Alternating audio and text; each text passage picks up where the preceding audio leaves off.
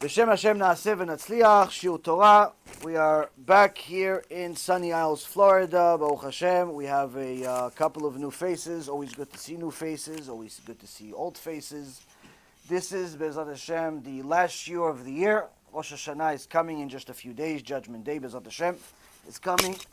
Hopefully, we do what we're supposed to do during that time and do what we're supposed to do even beforehand, which is to do tshuva. One of the mitzvot that we learn in this week's parasha. The shiur is going to be for refuah shlema for Levana bat Sarah, David ben Esriya, Doris bat Jora, also for a refuah shlema, refuat nefesh, refuat guf for Shmuel ben Simcha Chana and Rafael ben Simcha Chana, Moshe Yaakov Israel ben Simcha Chana, and Yitzchak Shushan ben Simcha Chana, our dear friends from Eretz Israel, from Tveria, tzaddikim, doing serious tshuva, and doing zikui arabim, spreading our CDs, and all types of Torah around Eretz Israel, Baruch Hashem. This, as I said in the short film that came out today, Tshuva Music number 4, that this is a responsibility of every one of us, where even though all of us are trying to get closer and closer to HaKadosh Baruch Hu, each one of us is trying to start praying, start learning, stop sinning the big sins. All that stuff is very good, but as I said here in a full lecture a month or two ago, and in the short film that was released today, the music definitely put it into another level, and the visual image that the team put on there also, mamash, made the hit the spot for a lot of people, myself included. If it wasn't me, I'd still be moved.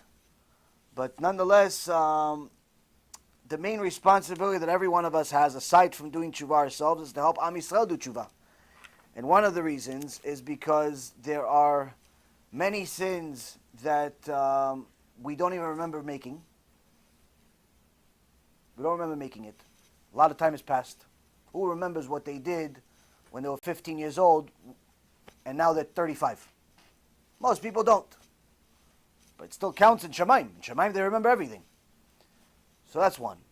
Second thing is, sometimes you don't know enough about Torah that you don't even know that what you did was even a sin. You don't know it was even a sin. So how are you going to do tshuva for it if you don't know if it's a sin? And a third part, which is we don't have that much time. Reality is, Mashiach can come at any given moment, or our own personal Mashiach that unfortunately we all have to realize is a reality, which is that most people die before they expected. Most people don't die from natural causes. Almost 18.5 million people die every single year around the world. 18.5 million people. It's a lot of people. You're talking about a couple 100,000 people every day. Go to sleep, don't wake up. Some of them are 5 years old. Some of them are 15 years old. Some are 25. Some are 35. Some are 45. Some are 85. But if you look at the percentages of the 85, 95 versus the 25, 35, 45, you would think it should be a lot more of the older, but it's not. It's the opposite. It's the opposite. Much younger people die. Why? That's what Kadosh Baruch Hu decides. So that means that, statistically speaking, Rabotai, lo aleinu v'lo alechem, I mean, we don't really know how much time we have. Nobody is guaranteed tomorrow. So that means that in order for us to complete our tshuva before we leave this world, we have to not only do our best, but also try to get other people to do their best. Because every time they do a mitzvah, it counts for us. Somebody asked me, how does the whole issue of doing tshuva for wasting seed works? We don't know all the details of Cheshbonot Shamayim and how Hashem evaluates every single thing, because it all depends on the difficulty of the person, it depends on what type of test he has and so on. But generally speaking, if a person stops another person from wasting seed, they just literally did the most amazing thing they could possibly do for themselves. And the reason why is because every time that person would have wasted seed, Hashem knows it would have happened. That counts for that person that actually did it, that helped him do tshuva. So it undoes what he did. So let's say, for example, he's 15, 16, 17 years old. He was never knew that he's not supposed to waste seed. And by the time he's, he finds out he already did it, Shem Yachem, how many times? He doesn't even know how many times. 100, 200, 300 times, 3,000 times, who knows? And now he wants to do tshuva. Why? Because he knows if he doesn't do tshuva, he goes to Genom, chapter 7, the place of the seventh gate of Genom, and unfortunately he doesn't leave. So he has to do tshuva. He's scared. He doesn't want to go to Genom. He wants to go to Gan Eden. Okay, smart, Baruch Hashem. So that means he has to do tshuva. First off, he has to stop. Stop sinning. Second off, he has to commit to stopping by putting all types of fences around himself to not get himself to that point. If he knows that every time he goes to a certain place, he sees immodest things, he doesn't go anymore. If he knows every time he hangs out with certain people, that's what happens, he doesn't do it anymore. If he knows if he watches certain things, that happens, he doesn't do it anymore. He puts a fence around the fence. Third thing is, he does serious tshuva on it by learning about the sin. We have over 30 lectures about it. Learning all of them on a regular basis. Even after you finish the entire playlist, start again. Over and over again, alongside everything else. Why? He has to become an expert in it to understand how big the damage is so he can feel bad about it and cry. Every time a tear comes out, it fixes something. Takes the tears, puts it on his forehead. The Arizal says a big tikkun. He also learns that he has to learn Torah aside from this. Learns Gemara, learns Chumash, helps him. Then he gets other people to stop. Because even though he's doing tshuva, he stopped, he can't fix the few thousand times that he did it right away. It takes time. But if he gets a few people to stop, one of his friends stopped, okay, so now every time that guy doesn't do it, goes to his cheshbon. So it's like as if he didn't do it once. He didn't do it once, it's twice. Now you got another friend, 2, 3, 4. By the end of the year, he has 10 friends that stopped. Even if they didn't stop permanently, they just stopped sometimes. They were doing it 5 times a week, now they're doing it once. That's also good. That's also good. It also counts for him. Why? You think, oh, why? They're still killing. Oh, yeah, but it's less. Each time somebody wastes seed, scientists said that it's 300 million seeds come out of him. Talking about 300 million shedim. 300 million demons are created every time he ejaculates. So that means now, okay, he did it once. It's still 300 million. But 300 million is much less than 1.5 billion. It's a lot easier to fix that. So that way, Rabotai, he's helping himself in a great way by helping other people do tshuva. But that also gives him strength to continue staying strong. Because now he's the influencer. She's the influencer. She got her friends to stop wearing wigs. But one day, she has a simcha. She has a simcha, and she wants to wear a wig. Why? Because, she's used to wearing the mitpachat already for 2, 3, 4, 5 years. She likes the mitpachat. She even wears it a nice way. She puts jewels on it. All that stuff is good, right? But there's a simcha. All the people she hasn't seen in 15 years are going to show up. The cousins, the aunts, the uncles, the nephews, the neighbors, the enemies, the friends. Everybody's showing up. She wants to look extra good. So she knows that if they see her now with the mitpachat, maybe they're going to say something, uncomfortable. So she has the yetzara to take the wig out of the closet that she should have burned already. She has the yetzara to go and put it back on her head. But then she thinks to herself, wait a minute, I already got all my girlfriends to stop. I got 3, 4, 5, 6, 7, 8, 9 girlfriends to stop. How could I show up to my own with the wig on if I got 9 people to stop? So that kiruv that she did gives her strength to overcome the yetzirah that she has. But if she never did any kiruv and she's not an influencer, if he never did any kiruv and he's not an influencer, yetzirah shows up and at some point he could potentially lose and it starts all over again. But either way, he has to get himself up and start all over. Point being is that doing kiruv is extremely important for every single person, especially if you're a very social person, if you have a lot of friends, if you know a lot of people, if you have 500 or 5,000 people that you're connected to on Facebook and all of these other social networks. The only reason HaKadosh Baruch Hu allowed these places to exist and be created is simply because it's a tool for us to spread Torah much faster than what we've been able to do in the past. In the past, if you were the best speaker in the world, the Ben Ish Chai, 3 times a year, he would have a lecture, 10,000 people. 10,000 people, Alvaya had 10,000 people in one lecture show up. It's like a stadium.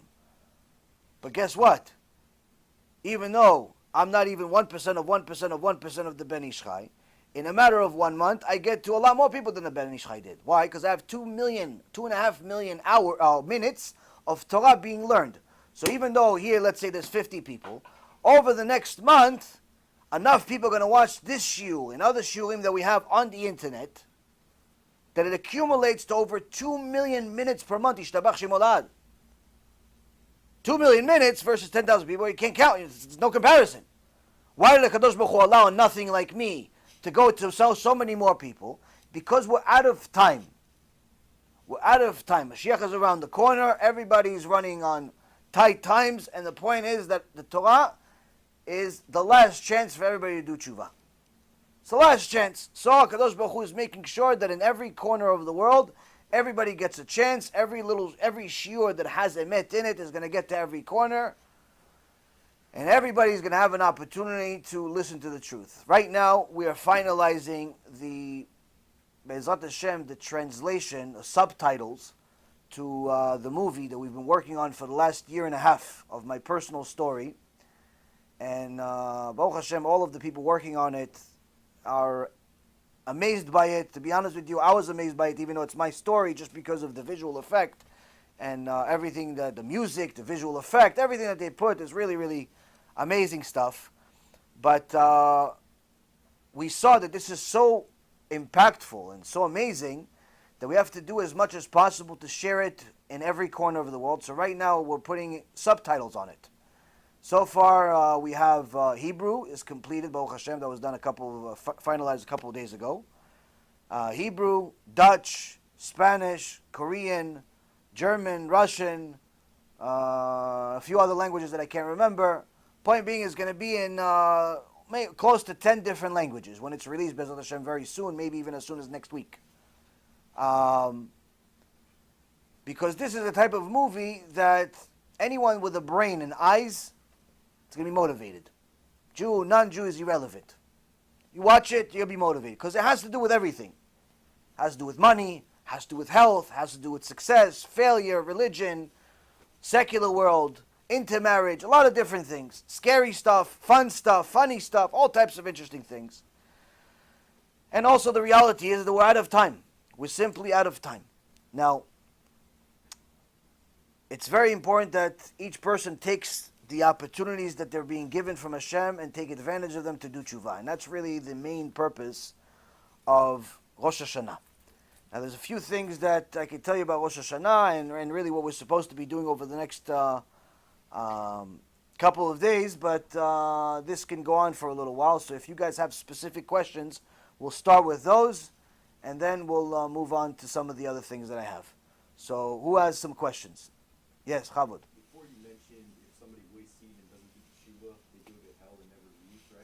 Okay. So, like, let's say if they stop entirely themselves, but like don't do period.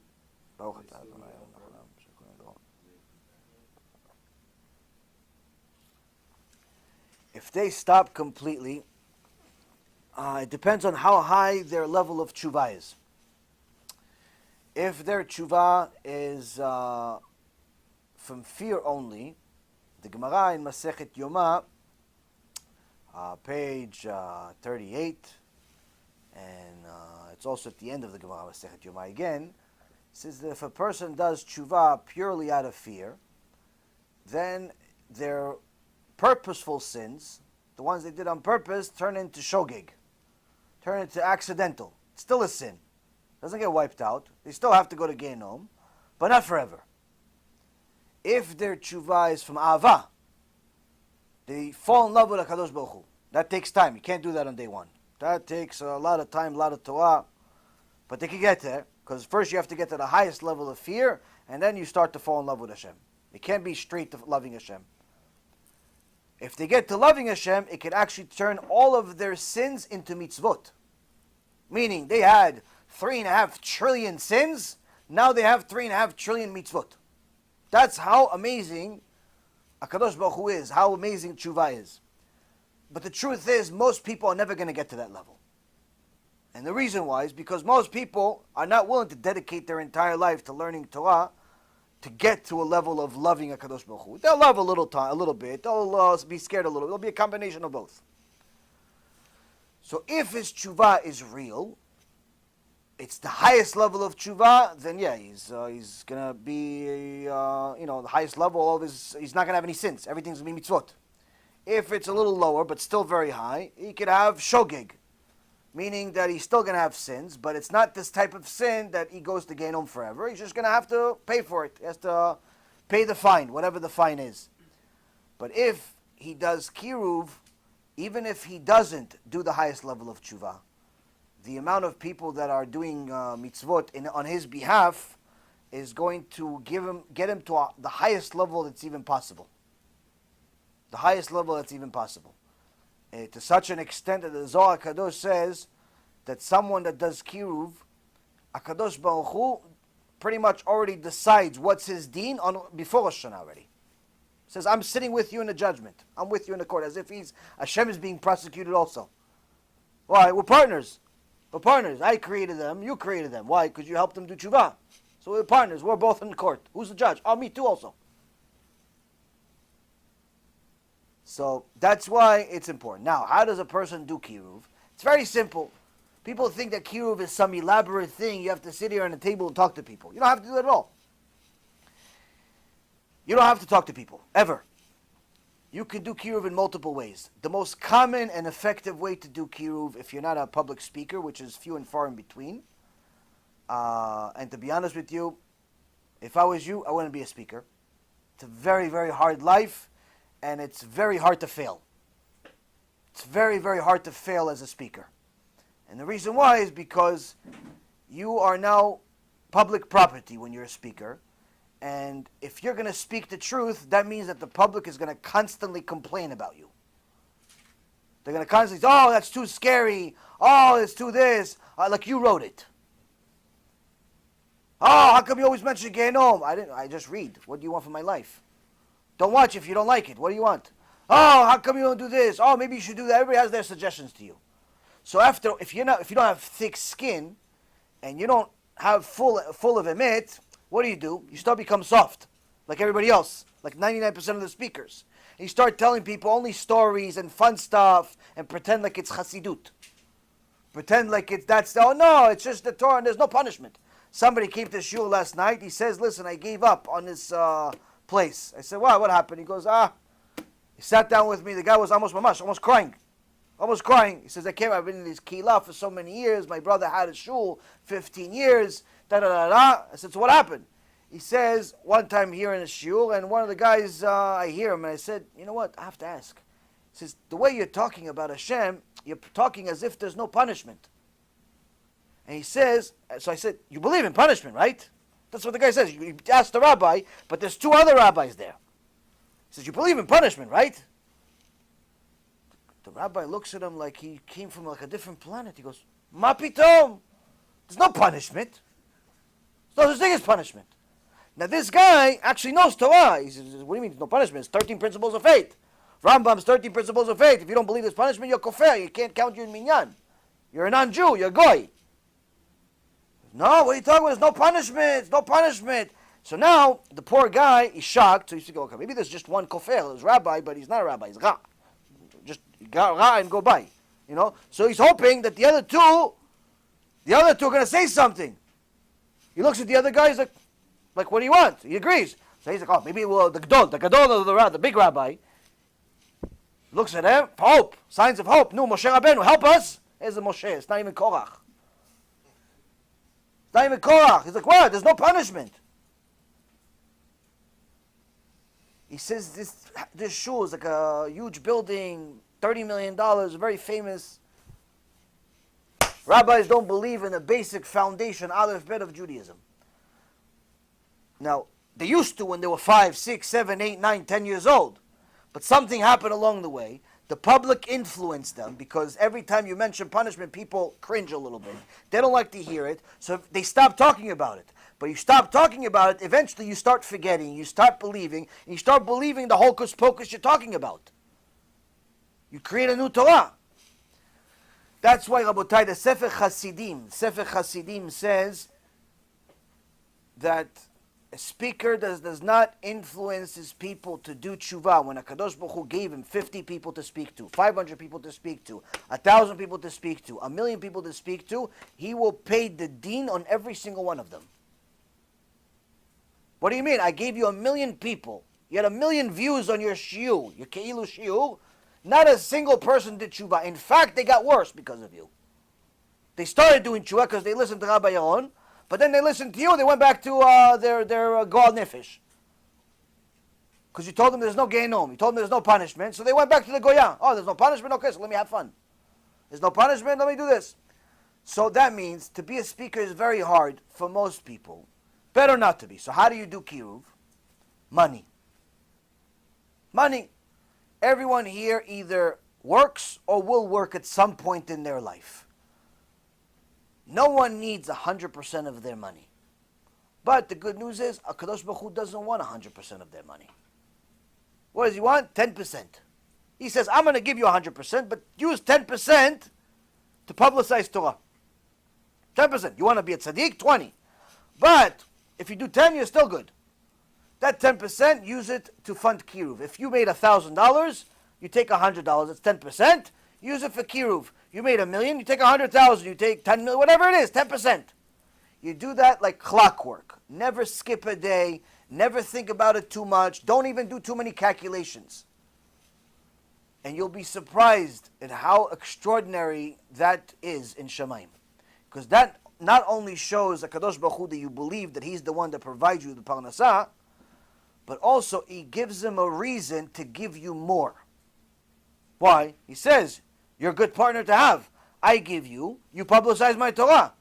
Without ever saying a word. All you do is write checks or press a button on the internet, PayPal or whatever. Go to bezaltashem.com, you send your money, that's it, finished. Auto, every month. You don't even do it. Some people, they're so smart, they know how much they're going to make. It's the same thing every month. So what do? They subscribe. Auto payment like a phone bill. $150 a month, $500 a month, whatever it is. These people are geniuses. Geniuses. Imagine, you go to Gan Eden, you didn't do anything. Geniuses. You know how many geniuses there are in the world? Very few. That's the sad part. There's a lot of people that donate money, but very few geniuses. Why? I mean, you see some people, they build hospitals, they build buildings, they build zoo. They save butterflies that are stranding for survivor. There's only 16 left. They saved the tiger named Steve because his nail broke. They saved millions of dollars. Somebody sent me a video 2 weeks ago of a team of doctors. I mean, each one of these doctors back home makes no less than $500,000. Kvod Harav, ma shlomcha? Each one of these doctors makes no less than $500,000, $1 million a year. 15 of them. So you're talking about, right now, 15 of them went to Africa. So they took a lot of time. Each one of them went for like a 2-3 week expedition. Why? They had to save an elephant that was stuck in the mud and almost starved to death.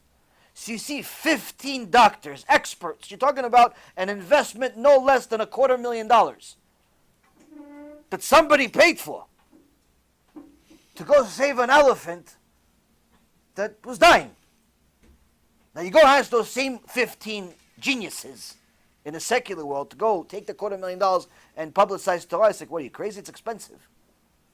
It's expensive. We can use it to save another elephant. Save a human? No.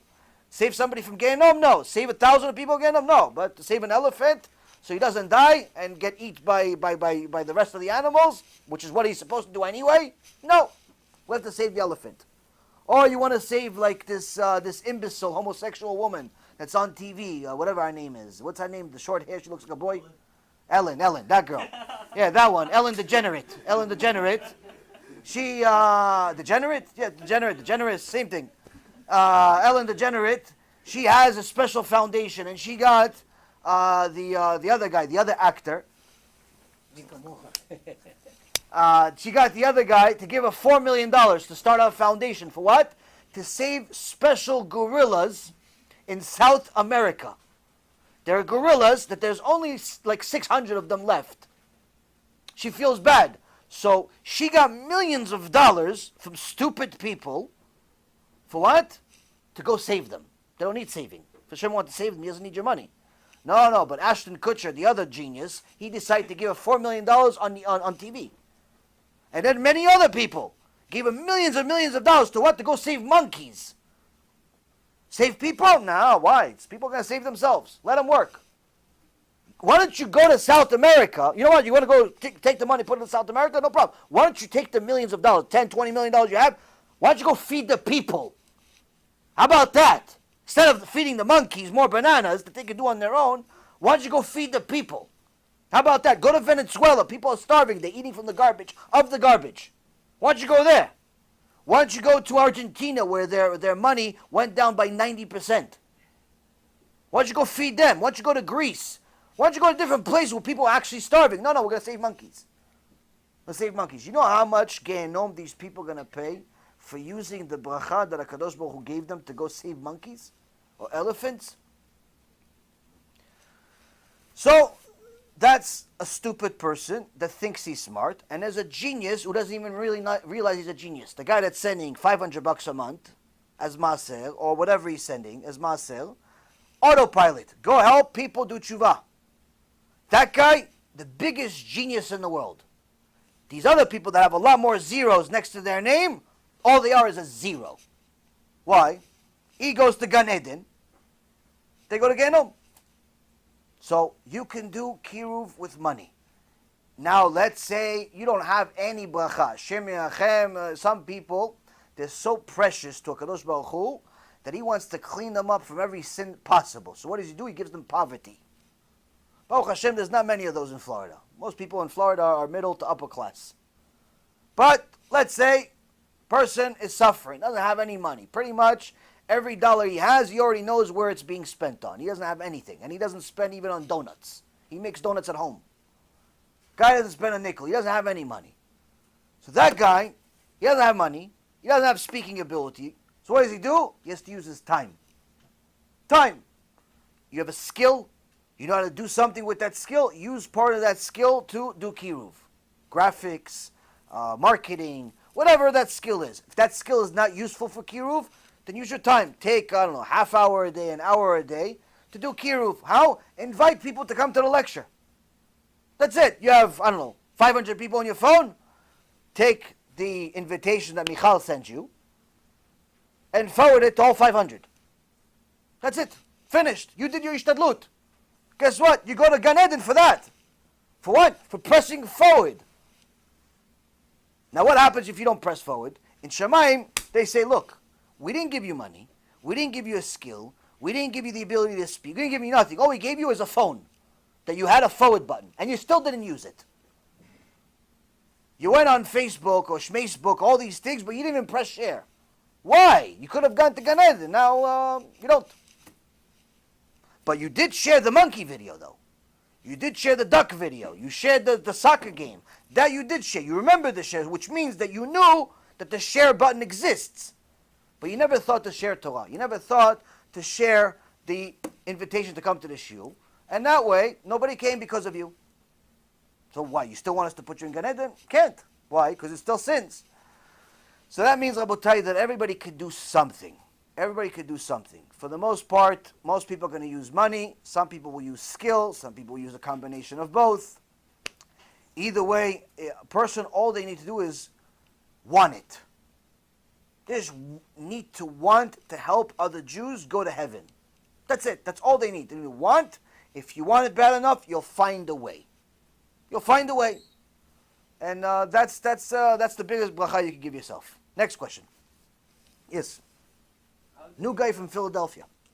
How do your avero turn into mitzvah? How does that process work? Ooh, wow. So, how does the averot turn into... Yeah, it's a good question. It's a good question. It's a long answer. It's a long answer, but I'll give it to you. So the Gemara in a Masechet Yoma, see Siyat Dishmai, I opened the page even before the shul started. I told you one day Hashem is going to give you the lecture. I'm just going to sit here as a fan. Pointless for me to come. He makes it seem like I actually know anything. Anyway, so Kadosh Baruch Hu is Shtabach Shemo. No adjective to describe how great he is sufficient. That's why, by the way, when if you look at some of the commentaries, some Sidurim have on the Shema Yisrael, after you get to Emet, you know, the tzitzit part, and then you get to Emet, and you start giving him all types of favorable adjectives. He's this, he's great, he's amazing, da da da da da. But some of the commentaries on it said, don't ever think this is enough. Don't ever think that this is actually all he is. This is like something. It's nothing in reality, but it's something. Because if you really describe all he is, the world will end, the Mashiach will come several times already, and it's not going to be enough. That's how great he is. So anyway, this Gemara says that how do the sins actually turn into mitzvot? Says there is a pasuk in the Torah in Exodus 34, verse 7. It's a very famous pasuk that Moshe Rabbeinu tells the nation the nosei avon v'pesha v'chata'a, that HaKadosh Baruch Hu forgives the avon, the pesha, and the chata'a. He forgives the sin that you did purposefully. He forgives, that's avon. He forgives the pesha, the sin that you did not only purposefully, but mamash to get Hashem angry. And he forgives the sin that is a chet, which is an accidental sin, meaning you didn't even know it was a sin. So the Chachamim ask, how come it's disorder? Shouldn't it be first a chatanu, avinu, pashanu, meaning first he forgives the small sin that you didn't even know was a sin, then the sin you did on purpose, but because you just desire it, not because you hate Hashem. You desire to eat pork. It's not because you hate Hashem. You just like pork. You desire to do certain things, not because you hate Hashem. So forgive that too. And then eventually, maybe, hopefully, he'll forgive the big sin. The one that you are like Menashe Hashem Erachem. You look at the book of Chronicles 2, chapter 33, talks about Menashe Hashem Erachem, what this guy did. But HaKadosh Baruch Hu still accepted his tshuva. Why? Because he cried to HaKadosh Baruch Hu and he humbled himself eventually. Maybe we'll talk about that as Hashem later on. But anyway, so the Gemara talks about this. How come this is the order? So, simply speaking, it says that really this is the proof from the Torah that it's not that that's the order of him forgiving, but when a person does real tshuva, HaKadosh Baruch Hu turns his sins that were on purpose, and even the worst sins, the sins of mamash, getting Hashem angry, into a chet, into an accidental sin. That's the source from the Torah that says it. Now, in the end of the Gemara, page 86b, it says that, again, it all depends on the level of tshuva. If the person is doing tshuva purely based out of fear of punishment, he doesn't want to go to Gehenom. That's it. That's why he does tshuva. Not because he loves Hashem, not because he loves mitzvot, not because he can't wait to learn more Torah, and he literally spends every second learning. He literally spends every second thinking about HaKadosh Baruch Hu. No, he just doesn't want to go to Gehenom. Or better yet, he doesn't really understand what Gehenom is, but he understands what Gehenom in this world means. He doesn't want to get sick. He got sick one time, he felt like he was going to die, he doesn't want that feeling again. Or better yet, he never got really sick, but he has a lot of money, and he's scared to lose it. The more money you have, the more scared you are to lose it. So, he saw his friend had a lot of money, he lost all of his money, he saw what happened to his life, his wife left him, his kids left him, even the dog left him. Shem Yerachem. So he says, this guy, I don't want to be like him. He's scared to lose money. So all of a sudden he starts doing tshuva because he doesn't want to lose money. That's it. Not because he, heaven, hell, nothing. He just doesn't want to lose. So that's still good. But that will get the sins to turn into accidental sins. Because it's only fear. But if he does, just like the pasuk says, but if he does a tshuva me'ahava, it's called, tshuva from loving Hashem, where it's to such an extent that he literally does everything and anything possible to serve HaKadosh Baruch Hu. He looks for more ways to serve HaKadosh Baruch Hu.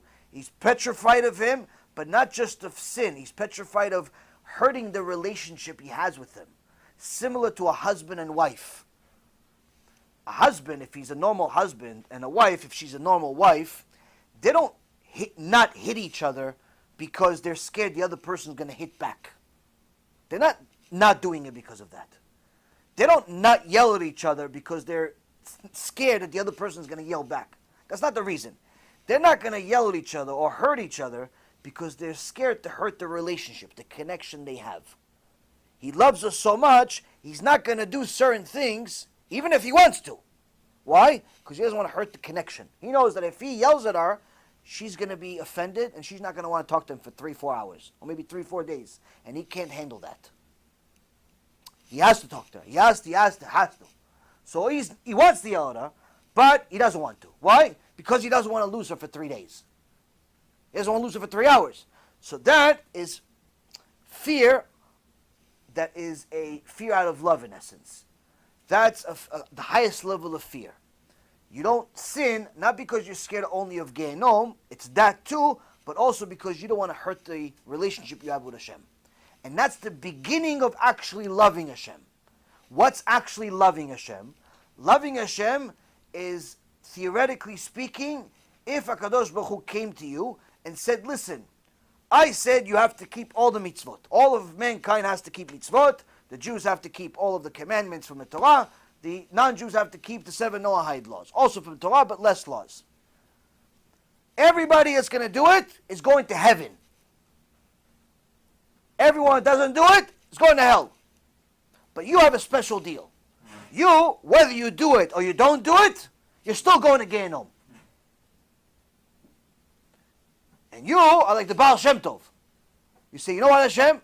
Since I know I'm going to Gehenom anyway, but I love you, so I'm still going to serve you and fulfill all the mitzvot anyway. Why? Because I know it makes you happy. Whatever happy means to you, it makes you happy. That's serving you. I still want to be your servant, even though I'm going to get punished for it. That's loving Hashem. Rabbi Nachman in Breslev, 200 years ago, says there's almost non-existent in his generation such people. So people talk about loving Hashem, they're living in like an imagination. It doesn't really exist. It's not common, to say the least. There are some bodedim, Gdolei Ador, big tzaddikim here and there that got to that level, but as far as the masses, no chance in the world. Most people that are really high level are a combination of the two. So, but if somebody gets to even a combination of the two, some love, some fear, which love means love and fear, and then fear is just fear. That person can get to a point where HaKadosh Baruch Hu turns the sins that he made into mitzvot. So now, let's say he did tshuva for Shabbat. He, in the past, violated Shabbat. And now he started keeping Shabbat. In the beginning, he started keeping Shabbat by sleeping all day. Slept all day. He just didn't violate it. That's not exactly tshuva me'ahava. That's fear. But then, he said, you know what, I want to do more. So he started doing kiddush, started going to Beit Knesset. Okay, it's still fear, but it's better than it was. But then he said, you know what, I want to make Shabbat like it's a holiday every week. Pretty much his entire week is like Shammai, and it's like a Shammai and Hillel. From Motzei Shabbat all the way to Shabbat, they prepared for Shabbat, the whole week. On Sunday, they buy an animal, they buy a chicken or the cow, whatever they buy, for Shabbat. Why? But they pick the best one.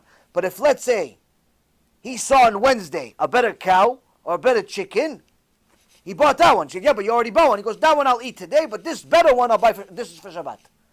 The whole week, he only thought about Shabbat. Finally got to Shabbat, special food, special environment, special Torah that he learned for Shabbat. He has some guests. He has Onik Shabbat. But real Shabbat, not just to wine and dine people and feed a bunch of strangers. It's full of Torah, it's full of Kedusha, it's full of Simcha. That is full tshuva me'ahava for that Shabbat. Why? Because now you're taking the Shabbat and you're making it a holiday every week. Not to show people off your house, but to show people off your Shabbat. I only know one person that does this. I'm sure many other people do it, but I know one person that does it. Rabbi Fine. Everyone knows, Baruch Hashem, you want to see a Shabbat, how it's supposed to be, you go to Rabbi Fahim's house. Now, Rabbi Fahim's not rich, as far as money. But a Shabbat, you would think Bill Gates works for him. When we were at his house, we stayed by his house a couple of times. I didn't know where it ended, where it started. All I knew is that I never wanted it to end. It's just unbelievable. But everybody knew it. It's just an unbelievable environment. And alvai, we could ever get to such a point. Point being, it's possible. But that person that turns no Shabbat to Onik Shabbat to the highest level, he has guests, he has food, he has all the different beautiful things of Shabbat, where everybody pretty much leaves Shabbat sad. Why? Sad that it's over. Not, oh, Baruch Hashem, it's over, Motzei Shabbat, okay, where's the phone? Where's the phone? Where's the phone? He can't wait for the phone. He can't wait to go back to work on Monday. That kind of Shabbat, I'm not even sure it's a Shabbat. But he has the type of Shabbat that he actually feels bad for ending. That's the best Shabbat. And that's Tshuva Me'ava. So he didn't do Tshuva Me'ava for everything, but he did it for that. So he could literally turn his old Shabbats into mitzvot. And that's generally how it works. It's not like it's all or nothing. Kadosh Baruch Hu wants to give us reward, and he'll look for different places to give us the ultimate reward. Even if it's just one out of 1,000, he's still going to give us that one. So Tshuva Me'ava works that way. And again, it's becoming an expert in one mitzvah. And that's actually one of the things the Chachamim say that every person needs to do, is pick one mitzvah to be an expert in. Know all the halachot, do it the best way possible. When you do it, celebrate, be happy. Like, this is your mitzvah. This is your mitzvah. This is the one that's it. This is your baby. You're doing everything else, but this is your baby. Some people pick the etrog. They like the etrog. Etrog is, that's their thing. The etrog, they're not like everybody else. They go to the local guy, pick whatever thing they have. They're not even sure if it's a lemon or it's a etrog, but as long as it's cheap, they buy it. No, some people, they go to special guy. They have a special order already ahead in advance. Listen, give me the best one. Yeah, how much is your budget? Whatever you have. Whatever you have. I know one Jew that did that one time. Tries to do it all the time, but you don't succeed all the time. One time, he went to an etrog place in New York, and looked at the etrogit, there it is in New York. Baruch Hashem, it's not like Florida where you have to like meet somebody in some hidden office because it's like a side business. Over there, it's like actual stores. They sell the stuff. So you got different stores checking etrogit. What do you have? What do you have? What do you have? One of the stores he got to, the guy said, "Listen, what are you looking for?" He says, "I'm looking for the best one." "What's your budget?" He goes, "Whatever you want." The best kind of customer. "What do you want?" He goes, "Oh, what do you want? Like $50 one? $100 one?" He goes, "Whatever you want." The guy's, one of the workers, like light went off. He goes, "Hold on one second." He went to the back, came out with his big bag. Bag opened up. He goes, come over here. Away from all the customers. Open like a safe. Mamash, like a safe. Open this thing. It's wrapped up in more wrapping. He takes out an etrog. Mamash, it's like a melon. Huge Yemenite etrog. It's the best etrogim, by the way, Yemenite etrogim. Just so you know, that's the only ones we know for sure kosher. The rest of them, you're not sure if it's a lemon or it's an etrog. If you have an opportunity to buy Yemenite etrog, buy that. But you don't have an opportunity. You don't have an opportunity. But anyway, Yemenite etrog, but it's huge. Some of them are really big. How much? $600. Now remember, this is useful for one day. The rest of it is, you don't have to. Like if the etrog is pasul the second day, you can still use it. But if it's pasul the first day, you can't use it. Meaning the mitzvah really is for one day. You're paying $600 to use this thing for one day. For what? How you use it? You don't eat it. What do? You carry it to the Beit Knesset. You're carrying a football to the Beit Knesset. That's all you're doing. This guy was so excited, he said, sold. He didn't negotiate, nothing. Usually Jews negotiate. Worst thing you can do is give a Jew something and he says yes. Why? He says, why? I could have got more from him. So he says, yes, sold. The guy was so happy, takes out $600. Why was it such a big deal? Maybe the guy's a millionaire. If the guy's a millionaire, $600 is not a big deal. What's such a big deal? That was all of his money. That's all the money he had. Gave him all of his money to buy this etrog. Why am I telling you this story? Because Baruch Hu liked this mitzvah. How do I know? If you see pictures, you see that etrog for 2 years. The etrog lasted 2 years. 2 Sukkot. Now you take your etrog for $30, for $50, for $500, whatever you buy etrog. Within a month, it turns into disgusting, smelly stuff. Why? It's naturally. You take an apple, you put it on a shelf, you put it in whatever you put it, it goes bad. Mamash, miraculously, I saw pictures myself. Same etrog, 2 years. Fresh like it just mamash came off the tree for 2 years. Almost survived the 3rd year. Unbelievable. Mamash, miracle, like something. It's not normal. Not normal for a fruit to last. I mean, go try, use any preservative you want. Without putting it in the fridge, without putting anything into it. After Sukkot was over, he put it back in the foil over there. That's it, left it, forgot about it. A year later, oh yeah, you know what? Let's check what happened to this etrog. Maybe it's like a bunch of mold and bugs and I don't know, it's liquid. Surprise, no smell. Takes it off the thing, opens the closet. Ishtabach shimo la'ad. It's perfect, like it mamash just came off the tree. Why? Kadosh Baruch Hu liked this mitzvah. Likes this mitzvah. So the point is, Rabotai, is if you become an expert in a mitzvah and you do your best in it, Kadosh Baruch Hu will give you special siyat d'ishmaya in this mitzvah. So try to pick one this Rosh Hashanah. Next question. Anybody else or you? No offense, just want everybody to go to. Yes. Before Rosh Hashana, Okay. are we, like, does Hashem shed light on certain things more during this time than the rest of the year? And what we need to improve and what, he expects us to accomplish before the year ends and have ready for next year? There is a concept in Judaism called cheshbon nefesh. Cheshbon nefesh means self-accounting. To account, do an accounting of your own sins, your own mitzvot. In essence, try to judge yourself. Now, naturally, every person that's not living in some illusion and is mentally stable, within 3 to 5 seconds, knows at least a handful of things they're doing wrong. If they know a little bit of Torah, they don't need to be a big chacham. They just learn Parashat Shavua. They came to 5, 10 shiurim. Better yet, they just listened to one shiur, one of our shiurim, for 2 hours and actually paid attention without playing with their phone. They already know they finished that shiur. There's at least 2, 3, 4 things they're doing wrong, and they have to do tshuva for it. Every person is like this. You guys think that I'm sitting over here and you're sitting over there, and I'm like the tzaddik, and you guys are the reshaim, chas v'shalom. It's not. 99% of the lecture is to myself.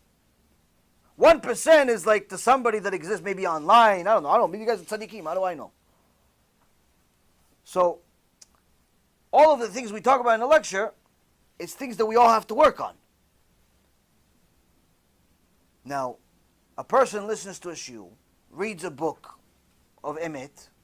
Within a few seconds, he realizes, okay, check, but it's not really check. It's like an X. But you don't want to put an X on yourself, so you put check. I'm a sinner here, sinner here, sinner here, sinner here. You have to work on it. So anybody that does a little bit of self-accounting knows, okay, I have a few things to work on. The rabbi mentioned gava. Pride is disgusting to Hashem. Okay, sometimes I'm prideful. Why?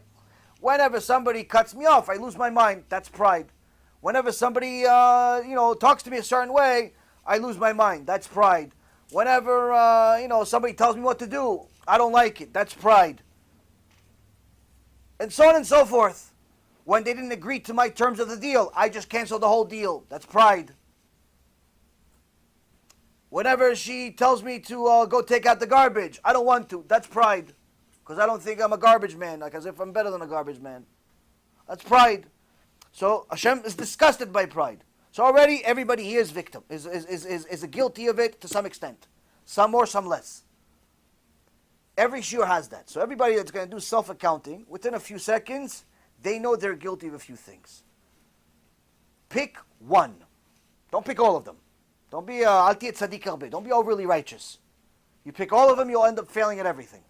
Pick one. Pick one thing you know for sure you're failing at. And say, this is the one I'm going to do tshuva in, and I'm going to become an expert in it. You pick one. And you start learning about it and working on it and doing everything possible to do tshuva for this. After you're going on for a little while on this one thing, then you start picking up some other stuff too. To a smaller extent, but this one still stays your baby. And little by little you get better with it, and you get some strength with it, you become good at it. Then you start some other big one. But the point is, you have to pick one. Don't pick everything. Don't pick, unless it's the obvious stuff. Like, if you're driving on Shabbat, eating pork, and you're into marriage, you don't really have that kind of time. You could just pick one. These are certain things you have to just simply stop. But there are things that it's going to take time to work on, which is usually character traits. Either way, you have to pick one big one. Start working on it little by little. Learn more and more about it. Become an expert in it. And if you show up to Rosh Hashanah with that type of mindset, you'll be judged favorably. How do I know? Does anybody know here why we have the mitzvah of shofar? Now you guys have all gone to Beit Knesset for Rosh Hashanah, I'm assuming, right? It's not, you guys have all been to Beit Knesset, right? You went to Beit Knesset, you heard the shofar. Some people even own shofar in their house. They like to do, everybody likes to blow shofar. It's kind of hard. But it's fun.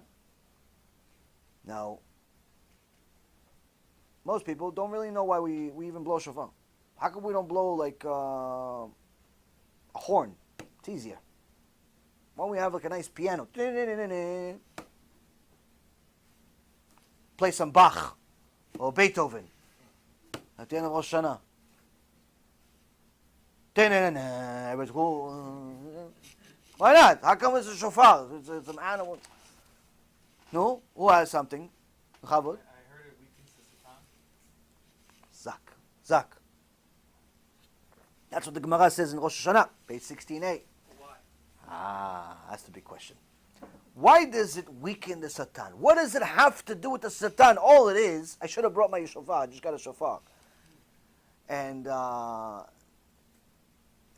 it's amazing that this thing, piece of an animal, actually has so much, if used effectively, has the power of 1,000,000 atomic bombs. Has the power to change nature if used the right way. Or it could simply be something on your shelf. Either nothing or something unbelievable. What is it? It's a horn, it's an animal. That's it. What's the... Some are the long ones, some are the short ones, but they all have the same power. Or same uselessness, whatever you want. You can either look at it every time you go to a Judaica store and it looks cool, but you don't really feel like paying $500 for it. So you just go to visit the Judaica store just to look at it for free. Or you, for one day, just you have a good day at work and you buy it for no reason. You just tell people you have a shofar. But in reality, you don't really know that this thing is like 1,000,000 atomic bombs. How?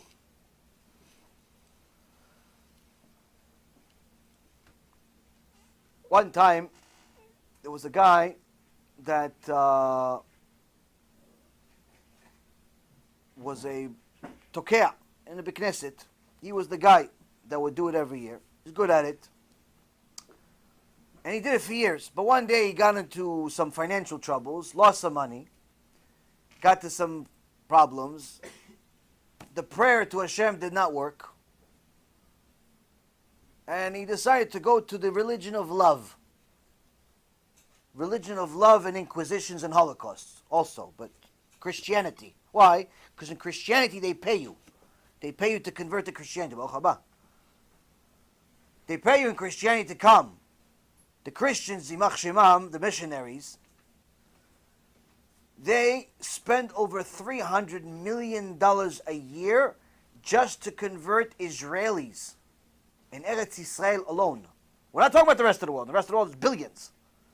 In Eretz Yisrael alone, $300 million a year to convert Jews to Christianity, to idol worship. They have 8 billion people in the world, but they want to mess with the few million that we have. Mamash, Satan himself. Now, one of the ways they do it, they give people money for years. In the old days, they also killed them too. Today, not so much. Today, they just give money. So this guy had some problems and figured, you know what, let me go to the religion of love that pays some money too. But it wasn't enough for him. He wanted to stay he wanted the kabod of being the Baal Tokeh too. He wants to blow the shofar every year also. So he went to the Beit Knesset. He goes, I want to make sure I still have my position at the Beit Knesset for Rosh Hashana to blow the shofar. Rabbi says, what? You're mumar, you. Anybody that converts to Christianity is called mumar. Say, somebody that's heretic, you can't count him minyan, you can't, unless he does tshuva, get on permanently. You're mumar, you convert to Christianity, you abandon the Kadosh Baruch Hu. What are you talking about? You're going to blow shofar for the rest of us? Now this guy was Rasha Miktsoi, like he's a professional Rasha. It wasn't enough for him to get it. No, where did he go? He went to the king. Went to the king, goes, listen, Your Highness, can you believe it? The Jews are not letting me my old job. I had this job already for 20 years. I want my job. He goes, what's your job? He goes, I'm a Baal Tokeh. He goes, what's that? I blow the horn for the Jews. He goes, okay, so what's the problem? He goes, no, they fired me. He goes, okay, so they fired you. They fired somebody else. He goes, no, Your Highness, you know why they fired me? Because I became like you. I became a Christian like you. The king said, what? They fired you because you became a Christian? I'll come. King, Yimach Shemo, comes over there. Okay, we're going to take care of the Jews. They don't give you a job, I'm going to slaughter all of them. You know, the Goyim, Esav Sonei LeYaakov, it's halacha. They look for a reason to kill us. People think that anti-Semitism is like theoretical. It's a reality. Right now, there was a video that just came out a couple of days ago. Anti-Semitism in America has gone up over 40% in the last year. It was already 40% of Americans admitted to be anti-Semitic. Now we're talking about probably somewhere in the neighborhood of 65% of Americans admit to be anti-Semitic. They're already starting to kill people in the streets. In some places, in New York, every other day somebody gets thrown a rock, gets beat up. All types of horrible things are happening. People are living in illusion. They think that everything is good now. But anyway, he brings the king to the Jews and says, listen, you got to give him his job back. So the rabbi is smart. He goes, listen, we can't mess with the king. The guy, you can mess, you'd say no. But the king came, you say no to the king, he kills everybody. But the rabbi, Tamid Chacham, says, Your Highness, you must know, with your wisdom, what's the most important day of the year for the Jews? So the king says, well, of course, it's your Yom Kippur. So the rabbi says, exactly, Your Highness. That's what we're going to do. Because of you, we're going to give him the mitzvah of blowing the shofar on Yom Kippur. For the Kehillah. King is happy. Thank you very much for honoring me. Chavod. But the Rasha, the Mumar, said, hey, no, that's not good. Your Highness, they're tricking us here. He goes, what do you want? He goes, yeah, you blow the shofar on Yom Kippur, but it's not even an obligation. It's a minhag. It's a minhag to blow the shofar on Yom Kippur. It's not an obligation. The real obligation is on Rosh Hashanah. The king says, you're still complaining? They're giving you the biggest day, you're still complaining, more important day, less important day, get out of here already. The king kicked him out already. Point being, Rabotai, is that shofar is a big deal in Judaism. Why? Because the Kadosh Baruch Hu himself says that the shofar is a big deal. But why? Why is it a big deal? Now, as our dear friend says, the Gemara in Masechet Rosh Hashanah, page 16a and also 16b, goes into a whole debate, a whole sugya about the significance of shofar. It says, why do you blow a shofar? It says, what do you mean, why you blow a shofar? Rachmana said, blow a shofar. HaKadosh Baruch Hu said, the merciful one said, blow a shofar in the Torah. Pasuk in the Torah says you must blow a shofar. Says, but why are you blowing shofar? So it says, look, it says in this is something special to Hashem, because the shofar is something that confuses the Satan. Confuses Satan. Satan is full of eyes. 6,000 years old. He's confused by a horn from an animal. Why is he confused? So then the Tehillim, David HaMelech says in Tehillim 89, verse 16, Ashrei ha'am yod'ei teruah, Adonai ba'or panecha yalechun. That it says, praiseworthy is the nation that knows the teruah.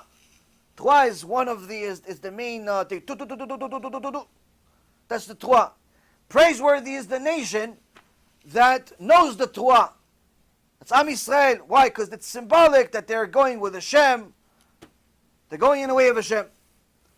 So the Midrash Rabbah, Vayikra Rabbah, Parashat Emor, in Parashat 29, Od Dalet, Rabbi Hoshaya says, why is David HaMelech saying praiseworthy is the nation, meaning Am Yisrael, that knows how to blow Truah, blow a shofar? What? The other nations don't know how to blow a shofar? What? The other nations don't have musical instruments too? What's the big deal? They blow a boot, what's a few tries, you do it. Everybody does it. They have violins, they have all types of things. David HaMelech took a pasuk in the Torah and decided it's so important that they're praiseworthy, that they know how to blow shofar. Everybody knows how to blow shofar also. So Rabbi Hoshaya says,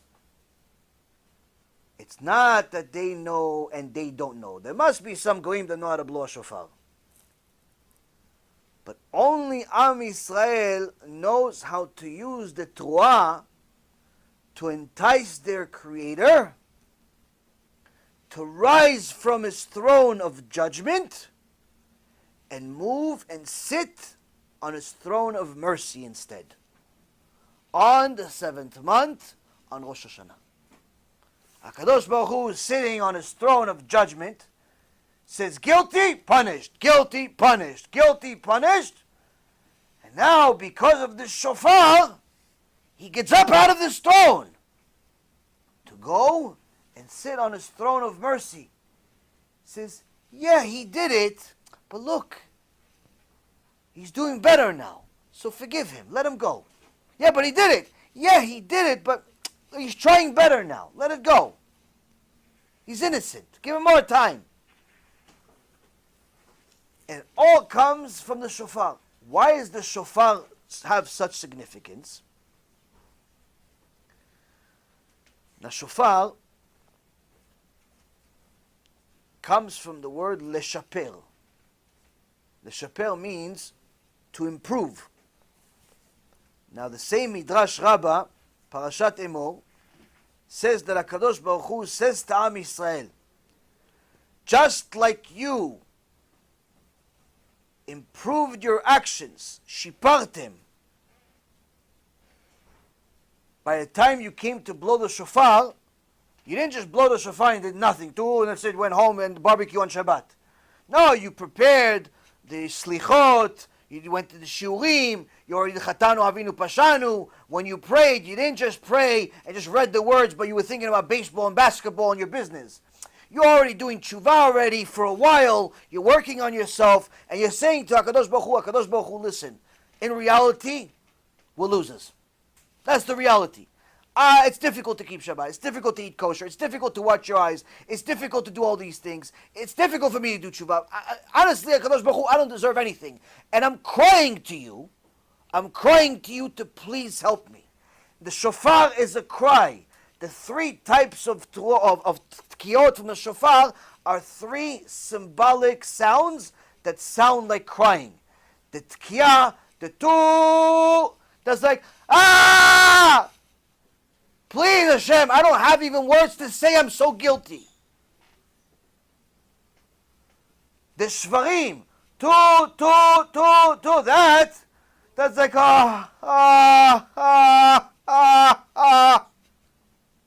and the that's pretty much hysterical crying. Somebody just died. That's our tuot. The shofar is symbolic of us crying to HaKadosh Baruch Hu, and when you cry to HaKadosh Baruch Hu, you can't even talk. So you say, Hashem, I'm guilty, I'm so guilty, I have nothing to say for myself. I can't even talk, so I'm just crying, and this is the shofar sound. HaKadosh Baruch Hu says to us, that's tshuva. If you've been preparing yourself in the whole month already, you're crying to me on a regular basis, you're working on yourself, you know that you're failing, but you're going to try better. You promise to try better. You're not guaranteeing, But you're going to try. You're doing something about it. You know that you don't know all the halachot of Shabbat. So what do? You say, Hashem, I'm going to start learning halachot Shabbat. And Be'ezrat Hashem, eventually I'll know them and I'll keep Shabbat appropriately. You know that wasting seed is an addiction for you. So you say, HaKadosh Baruch Hu, listen, it's hard for me to stop overnight, but at least I'm going to stop watching all this pornography. I'm going to stop looking at every girl that moves. I'm going to stop going on the internet on websites that I'm not allowed to. I'm going to stop watching TV. I'm going to watch my eyes at least. I'm going to do the best that I can, so at least I'm not causing myself to do it. I'm going to do something about it.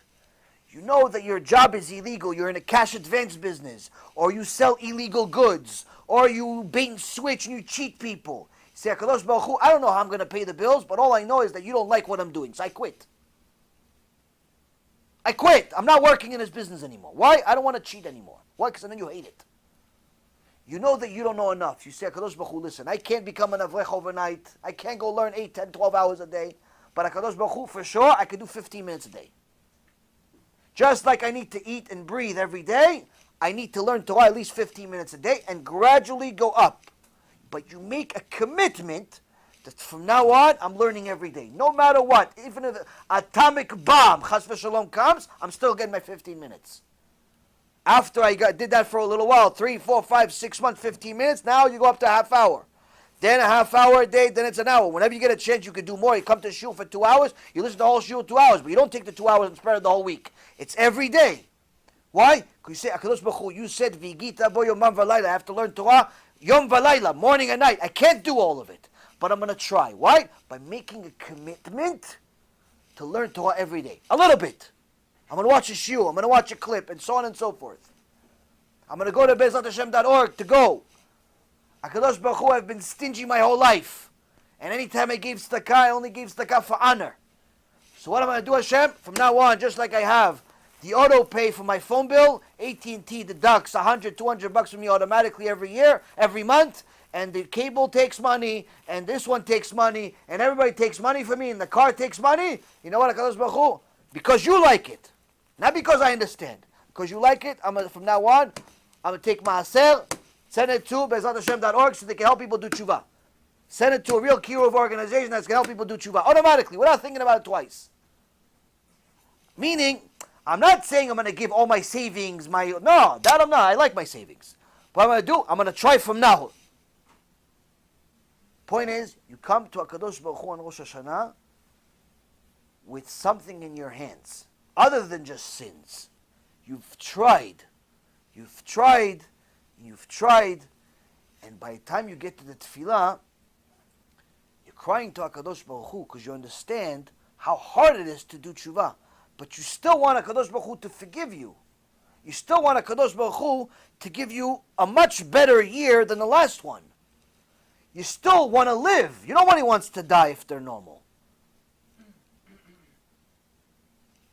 Rav Friedlander, alav shalom, when he got the machala, he got the cancer, he told his talmidim, bring me to the yeshiva, in the bed, right before Rosh Hashanah. So, for the Rav, why? So I want to show the talmidim that's what they're praying for. They're praying so they don't end up being the same way. Why? You're healthy now, you think you're going to be healthy tomorrow? You're alive now, you think you're going to be alive tomorrow? Who guaranteed you that? Who promised you tomorrow? You have money today, you think you have money tomorrow? All these different people are making a lot of money on nothing today. Most people in reality work a lot less hard than they did in the past. People are making millions off of nothing. Off of nothing. A guy decides that he's going to start opening a website on Amazon. He starts selling, something. Ends up, somebody likes it. He's selling little, MP3 players or glasses or whatever. It hits. All of a sudden, $10,000, $15,000, $20,000 a week goes into his account. He thinks he's a genius now. He forgets it's a Kadosh Baruch Hu. He barely does. All day he's drinking beer and watching TV. He thinks he's a genius of the world because he's making money. Other people do a few trades. They got lucky with one option. They bought for $1,000, turned into $1 million. They think they're geniuses. They're the next Warren Buffett. They think it's them. They forget it's a Kadosh Baruch Hu. All types of people, they invent something. One guy I know invented a certain type of saw, plier or something. He sold it to a big company for almost $55 million. It took him $55 to make it. He sold it for $55 million. Thought he was a genius. People are making a fortune off of nothing because HaKadosh Baruch Hu is giving people a chance to do mitzvot. But they forget HaKadosh Baruch Hu. They forget HaKadosh Baruch Hu. They don't use it for that. Because they think they're going to have it tomorrow, and then you hear or you see them in the news. They lost everything. Or they died. Or there was a lawsuit. All of a sudden it's not really theirs. Their dream turned into a nightmare. The guy won the lotto, but he committed suicide. You know how many of those that happen? People win hundreds of millions of dollars, but then they call it the biggest curse that happened in their life. It's a known thing. So HaKadosh Baruch Hu gives everybody a chance, and He's giving everyone many, many chances. But they don't use it the right way. They don't realize that HaKadosh Baruch Hu can take all of it, all of the blessings, and turn them into curses. So when a person does real tshuva, he says, you know what, listen, HaKadosh Baruch Hu, I can't do all of it. I'm failing constantly. But I promise one thing. I'm going to try. But don't say to HaKadosh Baruch Hu, I'm going to try, like you tell the rabbi, I'm going to try to come, but you don't end up coming for 6 months. I'm going to try, I'm going to come to the lecture. Bli neder. Bli neder is pretty much no nicely. A religious no. It's a religious no. It's a no with a keep on. Bli neder, I'm going to come. Bli neder, I'm going to come. That's like pretty much, I'm not coming, but you have a keep on, you some maybe payers. Bli neder. Don't do that to HaKadosh Baruch Hu. Oh, HaKadosh Baruch Hu, I'm gonna try bli neder. I'm gonna try to watch my eyes, and then 5 minutes later you're watching some website. Hashem Yirachem. No, if you do real tshuva, you say to HaKadosh Baruch Hu, listen, I'm a loser. I'm failing, and really, you should convict me. I'm guilty. I can't deny the sins that I made. You know everything that I made, even more than I know, because I don't even know all the sins. I'm so illiterate in Torah, I honestly don't even know all the sins that I made, because I don't even know some of the stuff is even sins. So in reality, I'm guilty and you should charge me. But HaKadosh Baruch Hu, you're my father after all. Please, give me another chance. Based on what? Based on the promise that I'm going to try to do better. But not just with words. I took some actions to show you I'm serious. This last month, this last day, this last week, whatever it is, I've been praying to you. I've been learning. I've been changing different things in my life. I left the goya. I left the goy. I left the job. I left the sin. I stopped eating pork. I threw it all in the garbage. I did something, and I promised to stick with it. And then the Midrash Rabbah says, HaKadosh Baruch Hu says to us, He says to Am Yisrael, He says to all of the Baalei Tshuva, which is everyone that is considered religious. Whether you were born with a hat or without is irrelevant. It doesn't make you religious. If you're religious, that means you're about tshuva every day. Especially on Rosh Hashana. And the Midrash Rabbah says, HaKadosh Baruch Hu says to Am Yisrael, just like you improved your actions, shipartem et ma'asechem, I will improve your judgment by rising from my throne of judgment and sitting on the throne of mercy. And this is why, Rabotai, if you notice, on Rosh Hashanah, you're going to see that when the guy starts blowing the shofar, initially he's sitting down, and then he's standing up. And the Gemara says, why is he sitting down and then he's standing up? Why are we sitting down and then we're standing up?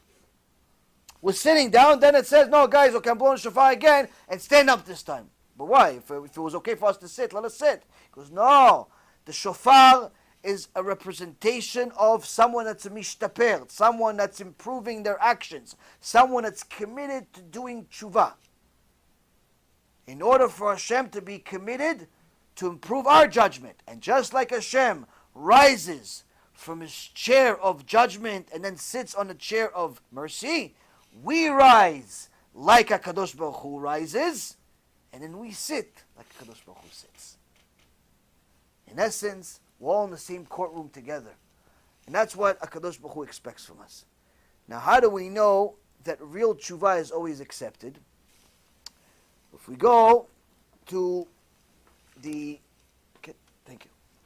if we go to the book of Chronicles,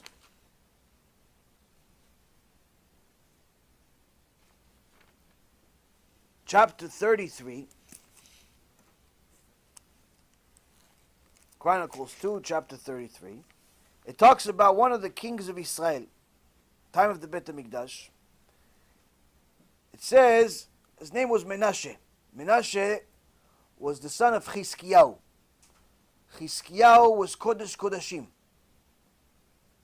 So much so that HaKadosh Baruch Hu wanted to make a Mashiach.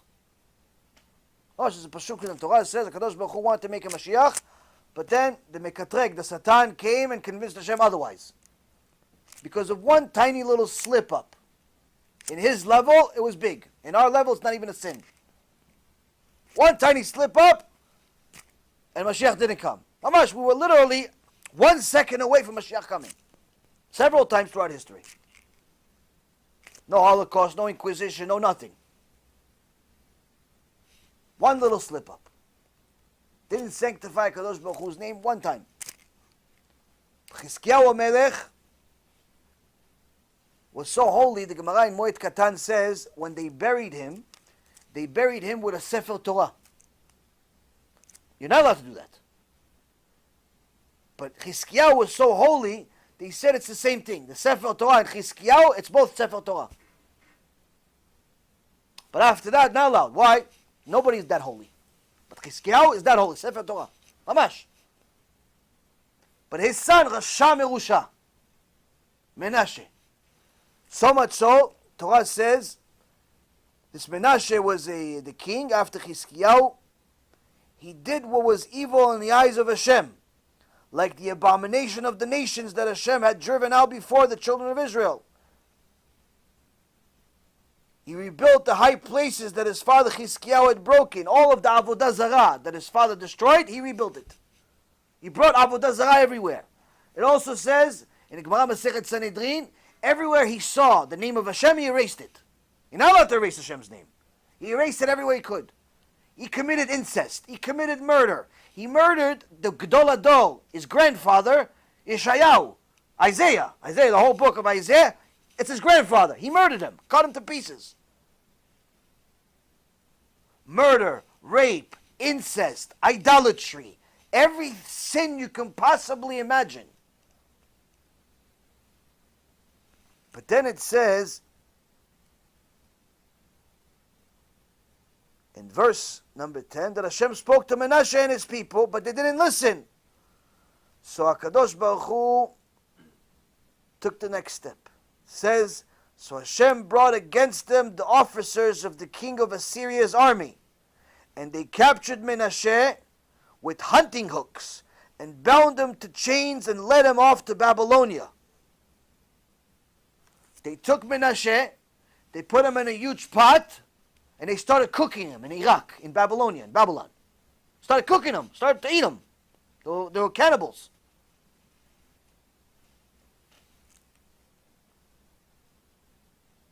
Initially, Gemara says that Menashe started praying to his idols. Buddha, Baba, all the stuff. J.C. Penney, everything you want. Idols don't talk. They have mouths but they don't speak. They have eyes but they can't see. They have ears but they can't hear. Nothing. They can't do nothing. He tried every idol in the book, didn't work. And then it says, but in his distress, he beseeched Hashem his God. And he humbled himself greatly before God of his fathers. And he prayed to him, and he was entreated by him, and heard his supplications. And he returned to Jerusalem, to his kingship. And then Menashe realized that Hashem is God. What happened here? Menashe, after committing all the crimes in the world, prayed to the idols. It didn't answer. So then he says, you know what? Hashem, if you're really there, if you really exist, you're going to save me right now. If not, you're nothing. All of the malachim shut their gates. Says this chutzpan, menuval, despicable, rude person, Rasha Merusha, that made every sin in the world, now he wants to, what? do tshuva but give Hashem conditions? Like, if you answer my prayers now, then you're okay. If not, you're nothing. None of the angels wanted to have his prayers go to Hashem. But Menashe meant seriously. His heart broke. He humbled himself. He became nothing. He knew this is his only chance. HaKadosh Baruch Hu answered him himself. When you break your heart for HaKadosh Baruch Hu, and you humble yourself, and you realize you're wrong, and you're committed to change, Hashem says your prayer will always be accepted. Even when all the traditional ways don't work, you cry. By committing to become better, I'll accept your prayer. You commit to be better. That's why many times you see certain miracles that have happened to certain people. Many famous rabbis have this even televised. A woman had no ability to have kids. She comes to a lecture, the rabbi tells her, put kisui rosh on. Put kisui rosh on, keep mitzvot, you can have a kid. She goes, what do you mean? What, just putting this piece of towel on my head and keep a couple of mitzvot, that's going to change my body? The doctor said there's zero chance of having kids. He says, HaKadosh Baruch Hu says otherwise. They do it, they come back a year later with a little baby. I've seen it with my own eyes. I had a couple come to me, said they've been married for 5 years. 5 years they're married, no kids, trying, no kids, doesn't work. Doctor said nothing. I said, okay, let's do this one mitzvah. What mitzvah? Let's follow the halacha, do chuppah and kiddushin, keep Shabbat. Because what? So I'm going to sleep all day on Shabbat, maybe eat some chulent, and then I'm going to have a couple of guys sit there in my chuppah, say amen, the rabbi is going to bless us, that's going to change my body, that's going to change my wife's body, all of a sudden we're going to have kids. I said, listen, HaKadosh Baruch Hu says to do it, you do it. Your wife's going to go to mikveh? What, to go in a pool? That's going to change her body? To go in a pool? She can go to the pool right now. I said, no, not the pool. You go to mikveh. At the time of the month, she is allowed to go to mikveh. Okay, so she goes to a pool. They don't understand, so they call the pool. And we sleep all day and eat some chulent on Shabbat, and just don't drive. And what else? You put the little mitpachat or something? You put this towel on your head? That's all going to change her body? All of a sudden we're going to have kids? What is this, magic? I said, HaKadosh Baruch Hu. Okay. Tamim tiyem Hashem. You want to do it? Let's try it. 10 months later, right after the wedding, chuppah kiddushin, 10 months later, little baby. 9 months later. Chuppah kiddushin, baby. On the day they got married, worked. Why? Because Baruch Hu said it's going to work. But the doctor said no. Who's the doctor? Who's the doctor? Who's the doctor? What is he? Call the shots? You know how many miracles you see every single day? You do what HaKadosh Baruch Hu says. You cry to HaKadosh Baruch Hu, you commit to do better. Commit to do better. Countless things you see every single day. That's tshuva, Rabotai. Menashe did tshuva, and HaKadosh Baruch Hu accepted him to such an extent that when he cried to HaKadosh Baruch Hu took that huge pot that he was boiling in and miraculously made it fly in the air. And it flew all the way from Iraq, from Babylon, all the way to Yerushalayim. It was the first UFO.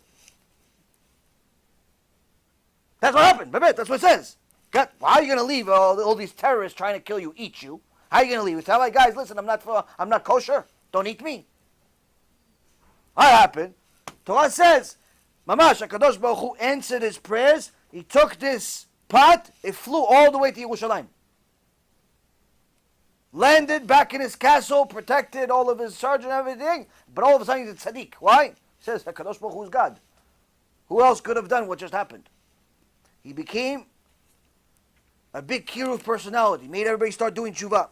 Unfortunately, his son Amon never did tshuva, became a bigger rasha than he used to be.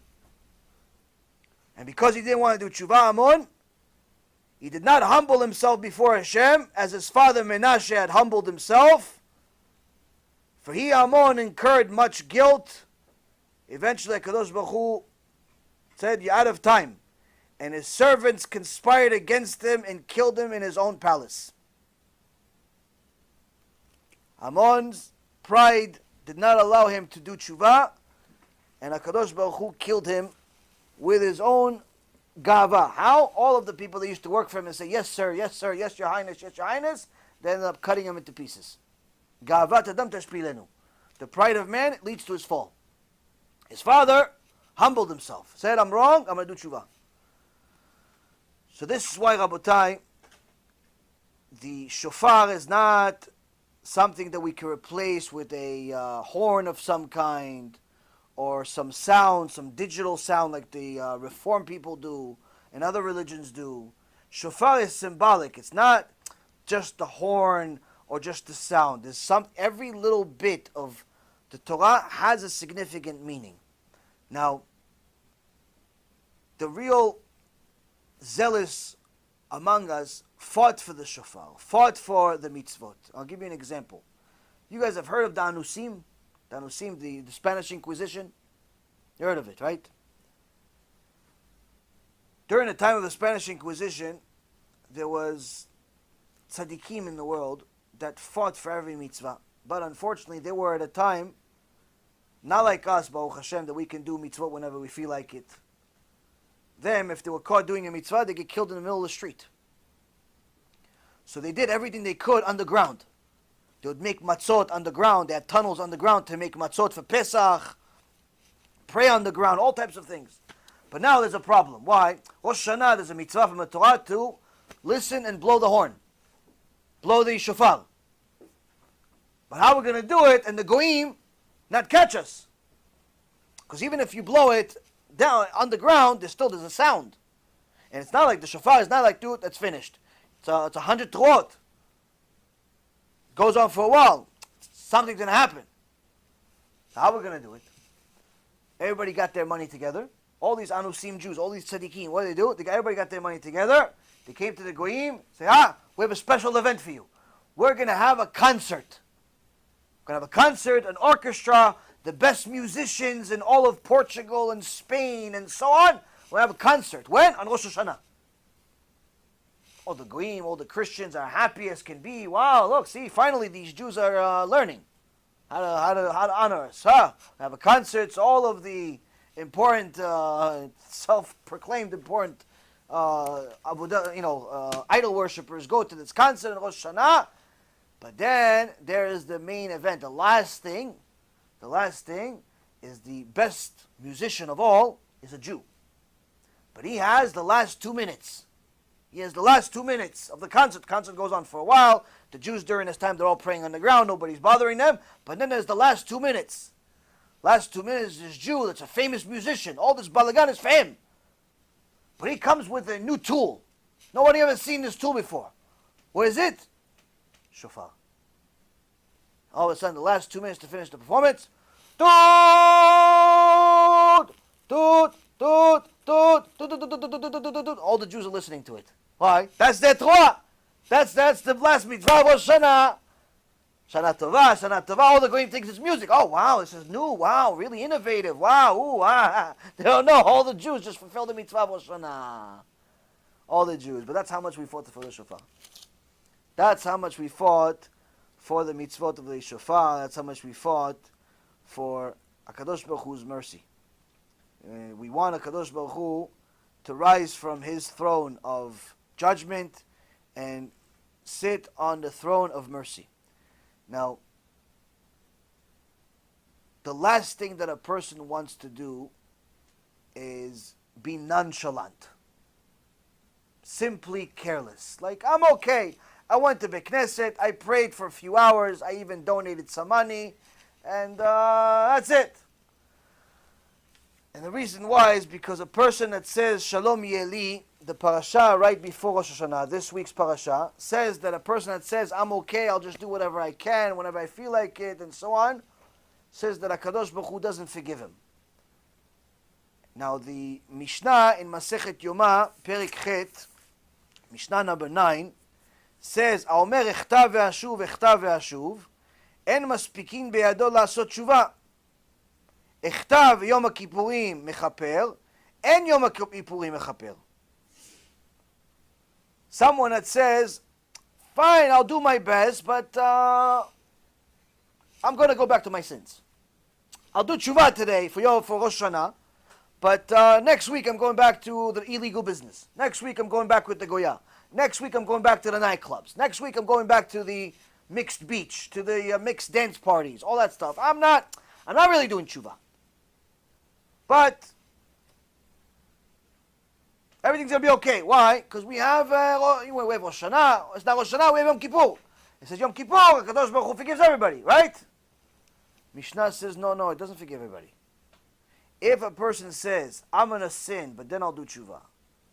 I'm going to sin, but then I'll do tshuva. Like, I'm going to sin with her, but then I'm going to go back and do tshuva. Say, I'm sorry, Hashem. I'm going to sin, then go back to Hashem. It says in the Mishnah here, not only is this tshuva during, it's nonsense, but even Yom Kippurim does not help him. Even praise on Yom Kippur doesn't help him. Yeah, but it helps everybody else. Yes, everybody else except him. If you're not committed to change, Yom Kippur is another day for you. If you're going to continue sinning things that you know are sins, you're going to continue violating Shabbat, you continue being intermarried, you're going to continue eating pork, you continue doing all these different things, illegal things according to the Torah, and you're not committing to change them. Yom Kippur is another day for you. It's not going to help you. You could donate $1 million. It's not going to help you. You could pray there, as some people go on Yom Kippur, they become malachim. They start wearing white. They think they're a dove. They go to Yom Kippur, they have a little dove outfit, they're all white. Before Yom Kippur, they dip in their pool, they think it's a mikveh. Or they go to the beach, nude beach, but they think it's a mikveh over there.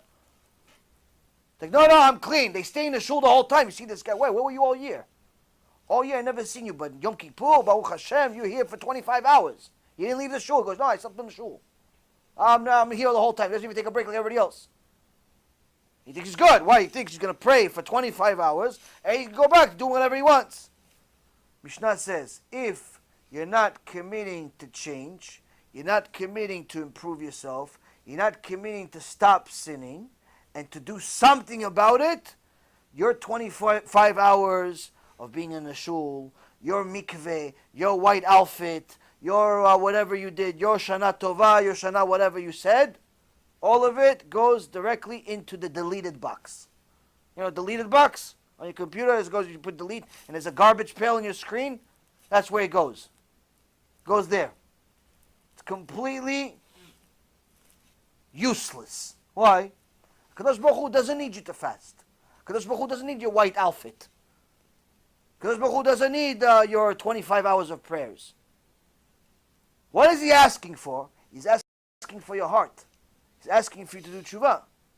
That's the whole point. That's the whole point of Judgment Day. But if you think everything's okay, shalom yeli, peace will be upon me, everything's okay, you do your thing, I'll do my thing, Hashem understands me type of mentality, that type of person is a danger to himself.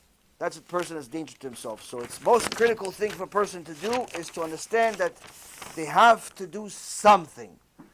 Hashem is not expecting us to become Moshe Rabbeinu and Sarah Imenu overnight, but we have to do something. Commit to some type of change. Commit to using our money ethically. Committing to making money ethically. Committing to, working on our midot. Committing to learning regularly. Committing to doing something and improving our life, but something serious.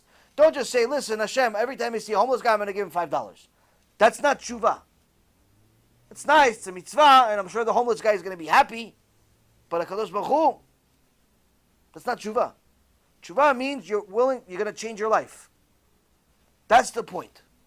That's the point of the shofar. And its shofar sounds are symbolic of us crying. So in essence, what is this? What is the summary of everything we just said? Your tshuva has to be in a way where pretty much it's hard. And you're committing to your hardship. And you're crying about it. You're crying to Hashem to forgive you, even though technically you don't deserve it, based on the promise that it'll be worth it for Hashem to forgive you because you're going to change. So you're crying to convince him you're going to change. That's the whole point of this whole shofar. That's the point.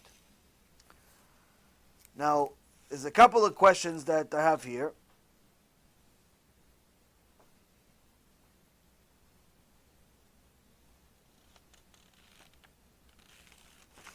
First question is, can a kosher Jew be in a business partnership for a non-kosher restaurant? What is the halacha and the source? Yes and no. Yes and no is the answer. How is it yes and no? A Jew is forbidden from benefiting from food that's milk and meat. It says in the Torah 3 times, the same verse, that you're not allowed to eat milk and meat. You're not, and it says it 3 times because you're not allowed to eat it, you're not allowed to sell it, you're not allowed to cook it. So if a Jew sells milk and meat, it's forbidden. So that's the no part. He's not allowed to benefit out of selling this non-kosher food if it's milk and meat. But can he own the place? And the answer is yes. So how could it be yes and no at the same time? If he owns the place, or he owns shares in the company, but he doesn't go there, he's simply a silent partner. He doesn't go there. No one knows he owns it unless they look for it in some papers and corporate papers and so on.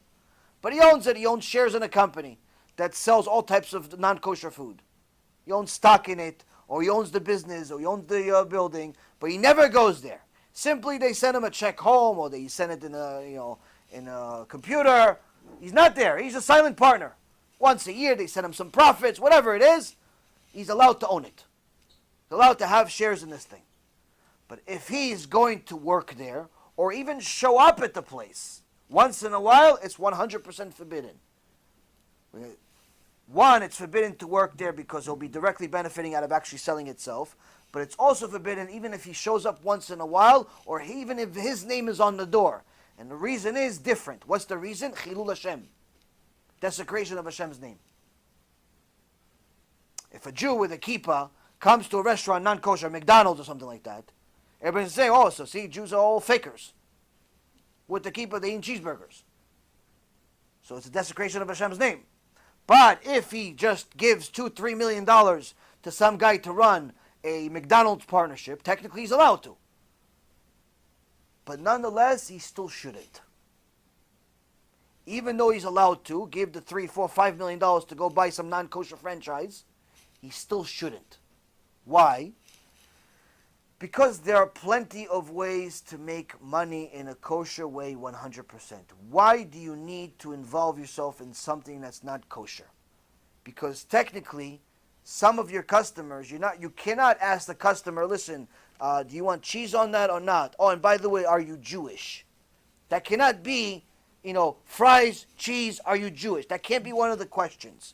Which means that at some point, a Jew that's ignorant of the law is going to come to this McDonald's or this steak shop and is going to eat your food.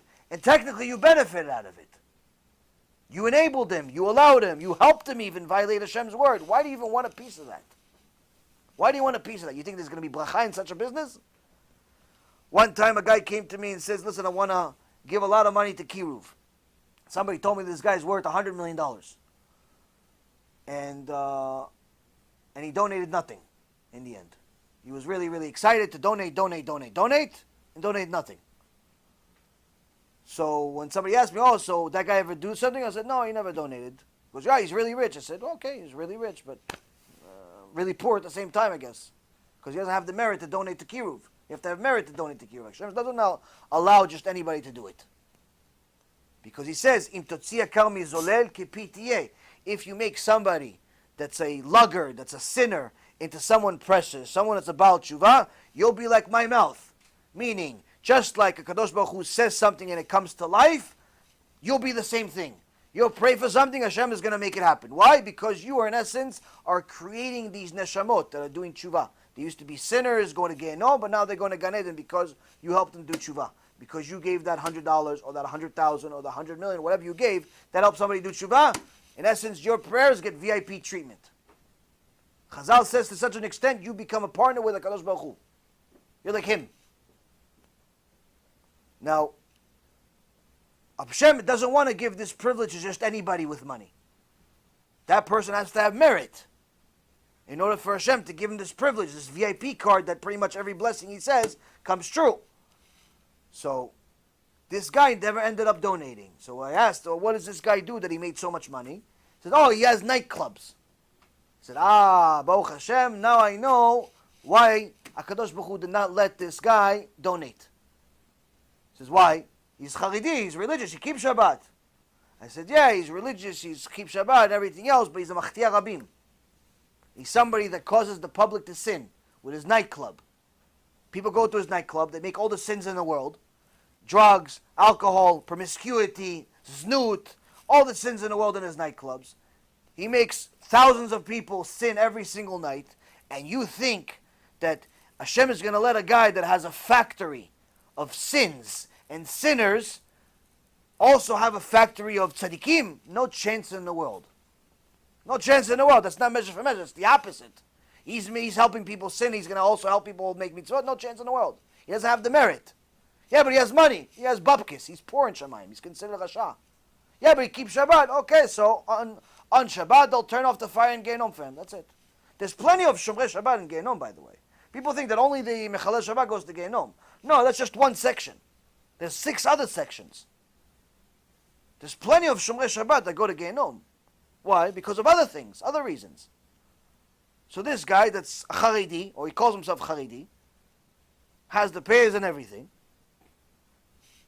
He has a nice villa waiting for him in Gehinom. Why? Because he gets 20, 30,000 people that sin every single night. Hashem Yirachem how many sins.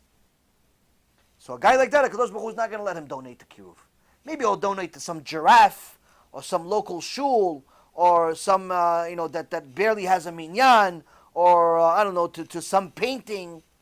He'll donate for that, or maybe he'll save a monkey with Ellen DeGenerate.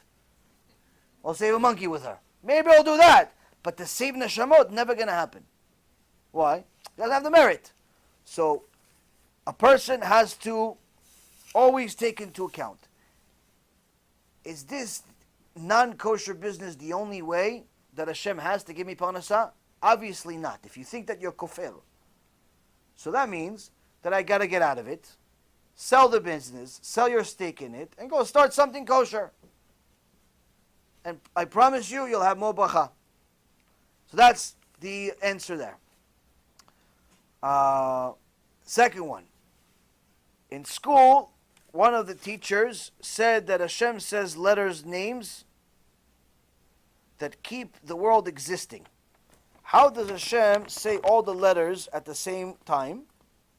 Is this what keeps the world existing? Very interesting.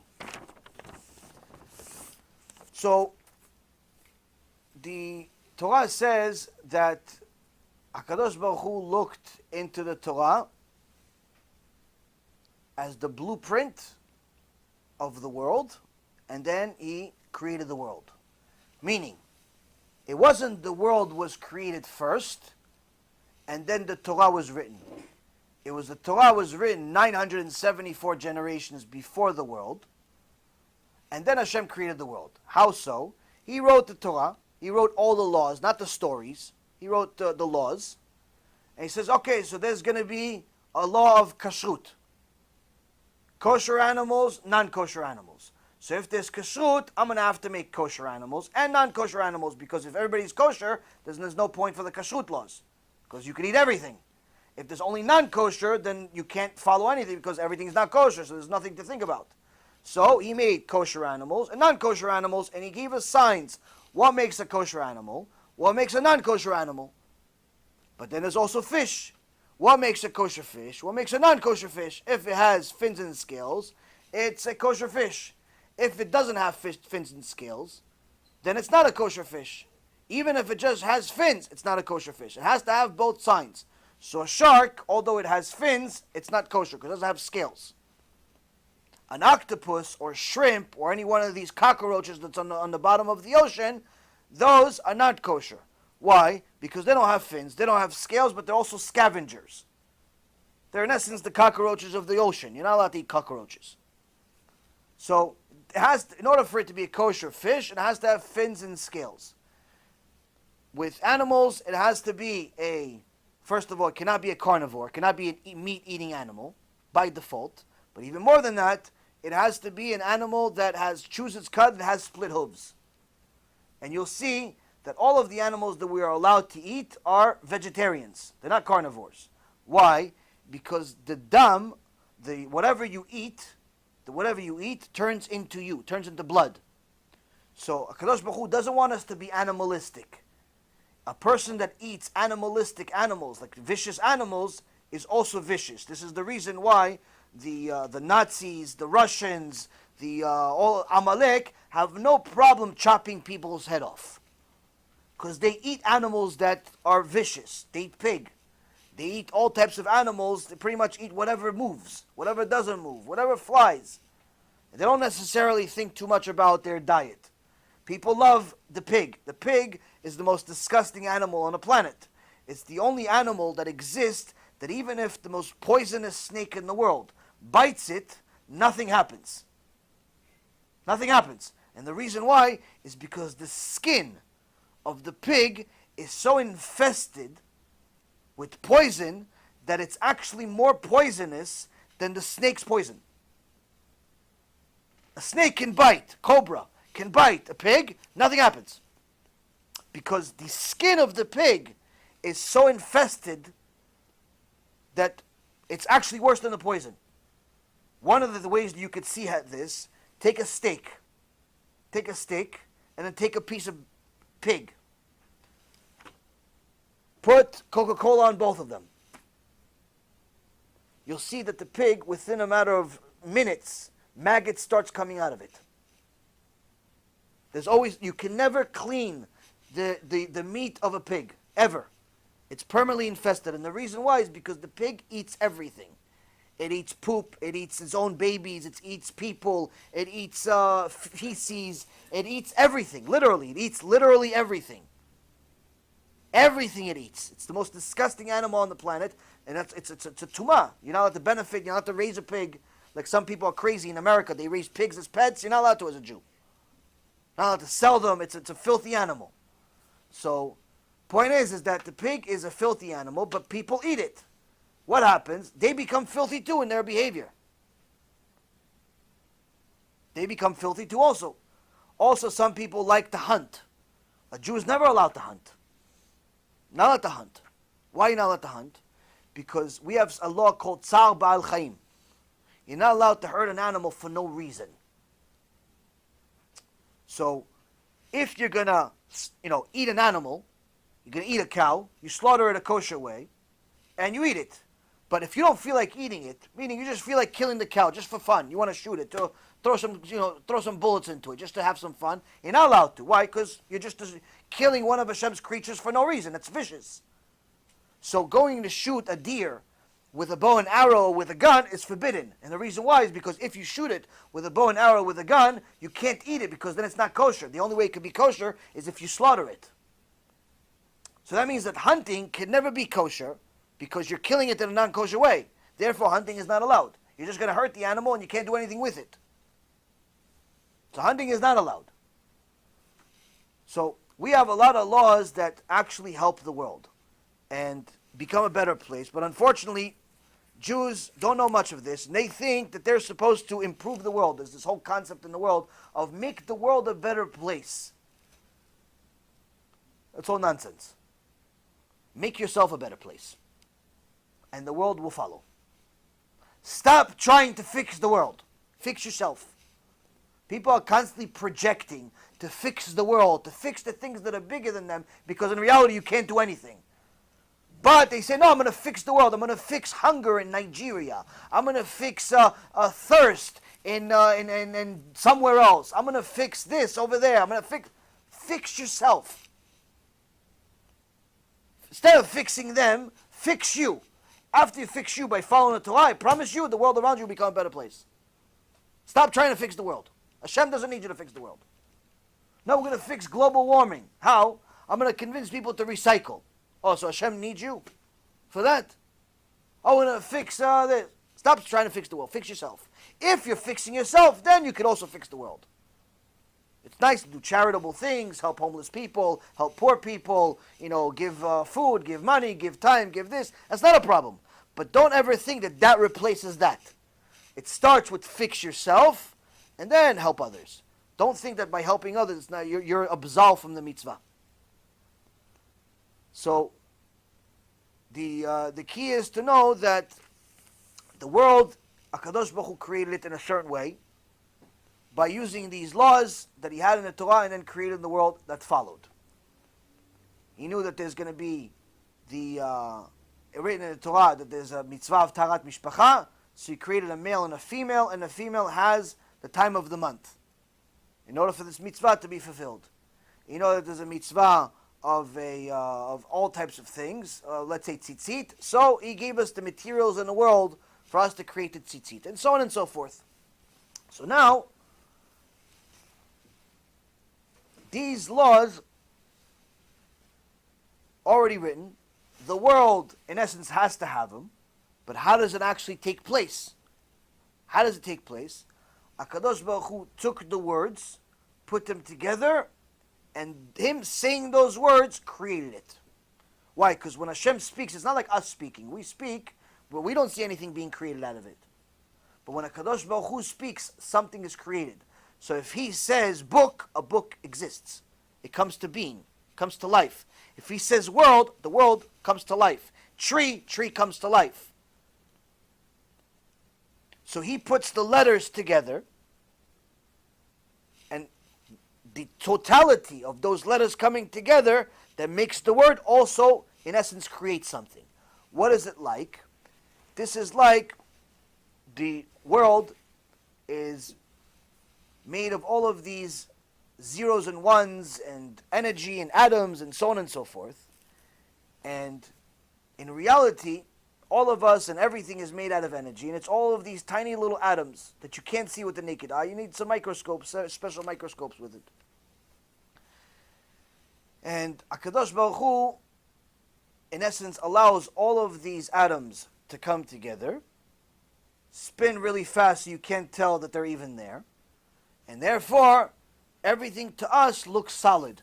This book looks solid. Sunny looks solid. You guys look solid. Everybody looks solid. The chairs are solid. Everything is solid. Everything looks like it's good. But in reality, it's actually a bunch of spinning atoms, of which, out of that atom, 99% of the atom is empty space.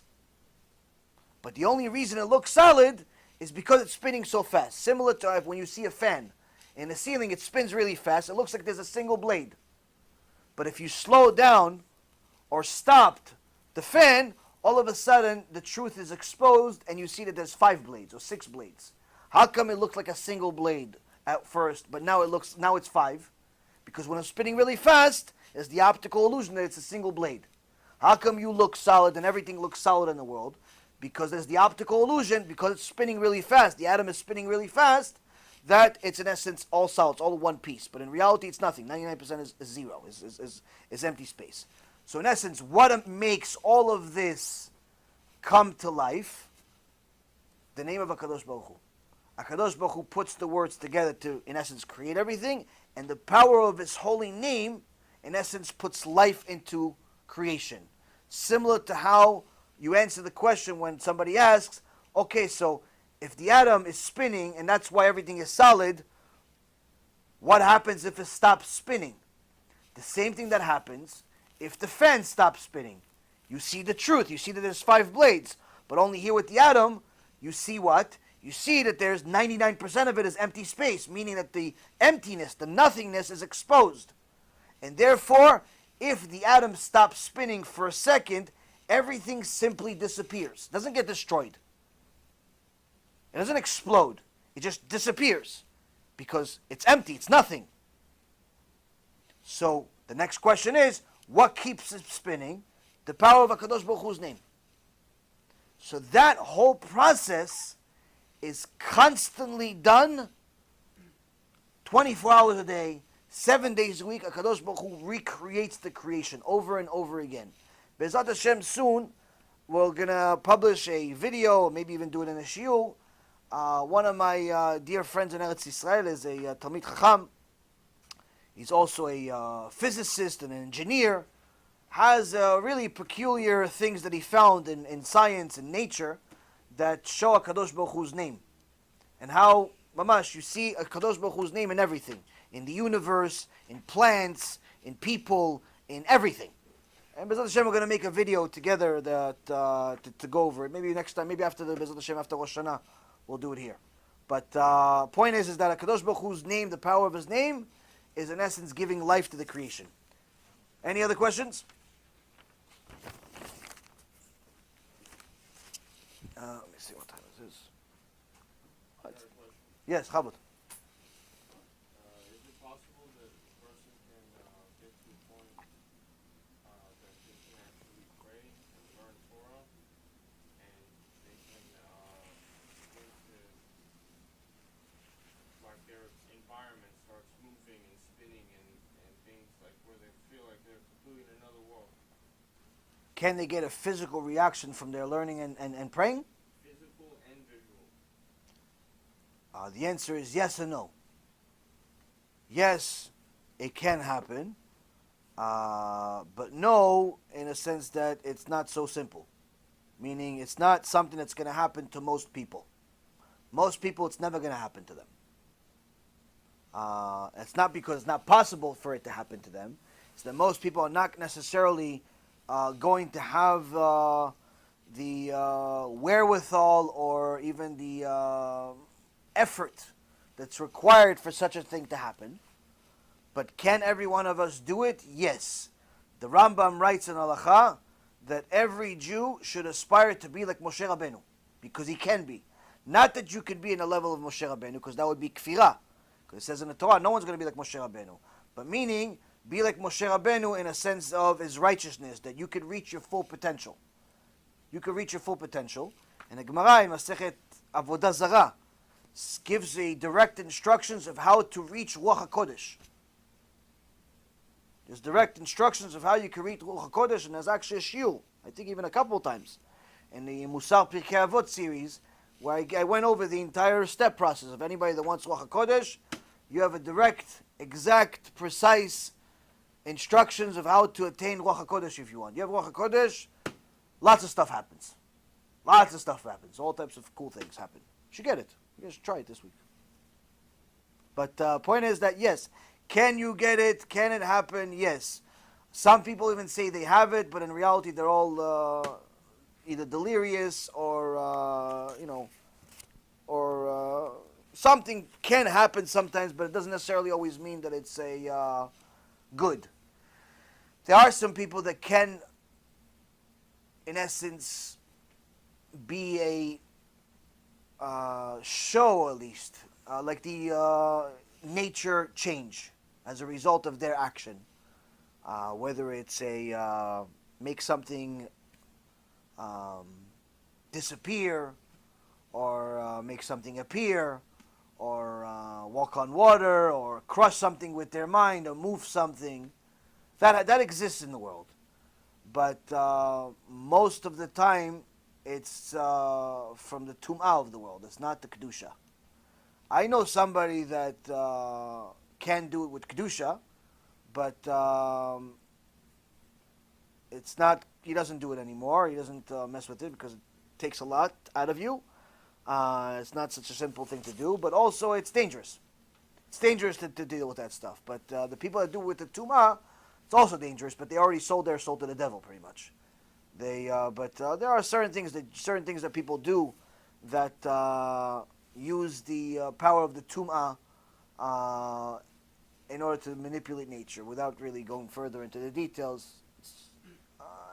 There are plenty of people that do it, and those people usually are very extreme, very strange, and what they're doing is real.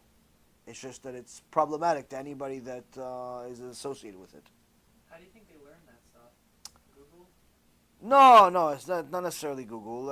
It's not hard. Not hard? Chlalo. You could do it in 5 minutes if you want. How? I won't do it.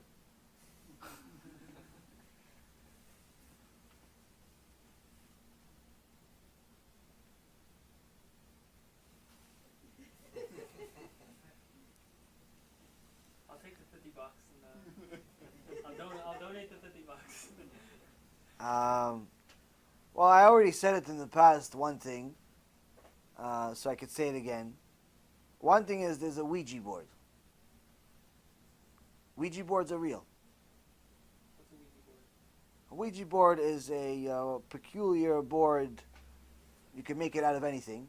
The content of the board and the material of the board is insignificant. You can make it out of paper. You can make it out of wood. It has numbers and letters on it and so on. And you get a few people together, and at least one person needs to be understand the kochot tum'ah, the power of the tum'ah, and you call a neshama from the other world to come and give you information. And that is one way that you can get a lot of information about this world that the natural person cannot get. Future, past, details, and so on. It's real. Only problem is that once you do that, you become a slave to those creatures. And they're not going to go away for free. So it's very dangerous, and it's forbidden for a Jew to do it because it's considered idolatry. So it's forbidden for a Jew to do it. The only reason I'm mentioning it is because I mentioned it actually even last week, I think. That there's famous stories of Jews that did it and got hurt as a result of it. So Ouija board is one way. The Gemara also says that if somebody wants to see all the creatures around them that you can't see with the naked eye, then you can take a cat, kill the cat, take his stomach, burn it. They take the ashes, put it on your eyes, and then pretty much you'll live in Gehinnom because you'll see everything that's around you, and there's no way to undo it. One of the Gdolim in the time of Gemara did it, and he started praying to die because he couldn't take it because it was so scary. But he was lucky and fortunate enough that he had a lot of Torah plus a lot of friends that were Kodesh Kodeshim, that were also Tanaim, and they had the power to undo it. We don't have such power today. So that's another way to do it. Also, the people that use the Kochot HaTumah, they in essence bring sacrifices to the Satan. And those sacrifices are seed and blood. So they use their sperm and they use their blood as a sacrifice to the Satan. A person that does it and knows a few things of what they need to do could be given a lot of things to it, but also it's committing suicide because there's no way to undo it. There's no way to undo it. There's no. You pretty much have to commit suicide. So there are people in the world that do it. There's people who even know how to do voodoo. Certain dolls. They could if they could make somebody in a spell. If they take a hair of his or fingernail or something like that, and they could, in essence, have influence over his body.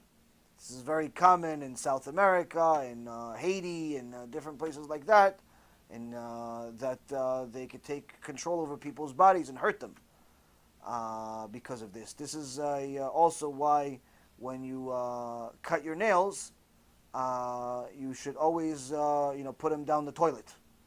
It's part of the reason, not the only reason, but it's part of the reason to make sure that you don't leave remains everywhere. In America it's not very common. Another thing is that it's very common among different goyim, especially South Americans, Spanish use this often, but also many other non-Jewish nations use this, is a woman's period. A woman's period can bring is tum'ah, and if she puts it in the food of somebody, she could influence the person. So these are dangerous things. That means that you have to be careful whose house you eat in. Now, some people say this is crazy, and they're going to take what I say like it's crazy, and they're going to do it, and they're going to ruin their life. They're going to think that I'm a crazy person, I'm making stuff up, and they're going to try to do it, and they're going to ruin their life. And then I can't help them. So don't ask me for help on this stuff. I can just tell you what it is. There's other things. But the point is that you want to play with fire, you're going to get burned. You're going to get burned. This is what it is. You want to commit suicide, it's easy to just jump off a bridge. But there's a lot of things in the world. Kochot HaTumah are not a joke. It's real. This is, many of the opinions are that the reason why, for example, Jesus was able to perform miracles, things that were supernatural, is because he was using kochot tumah. He was using the impure powers.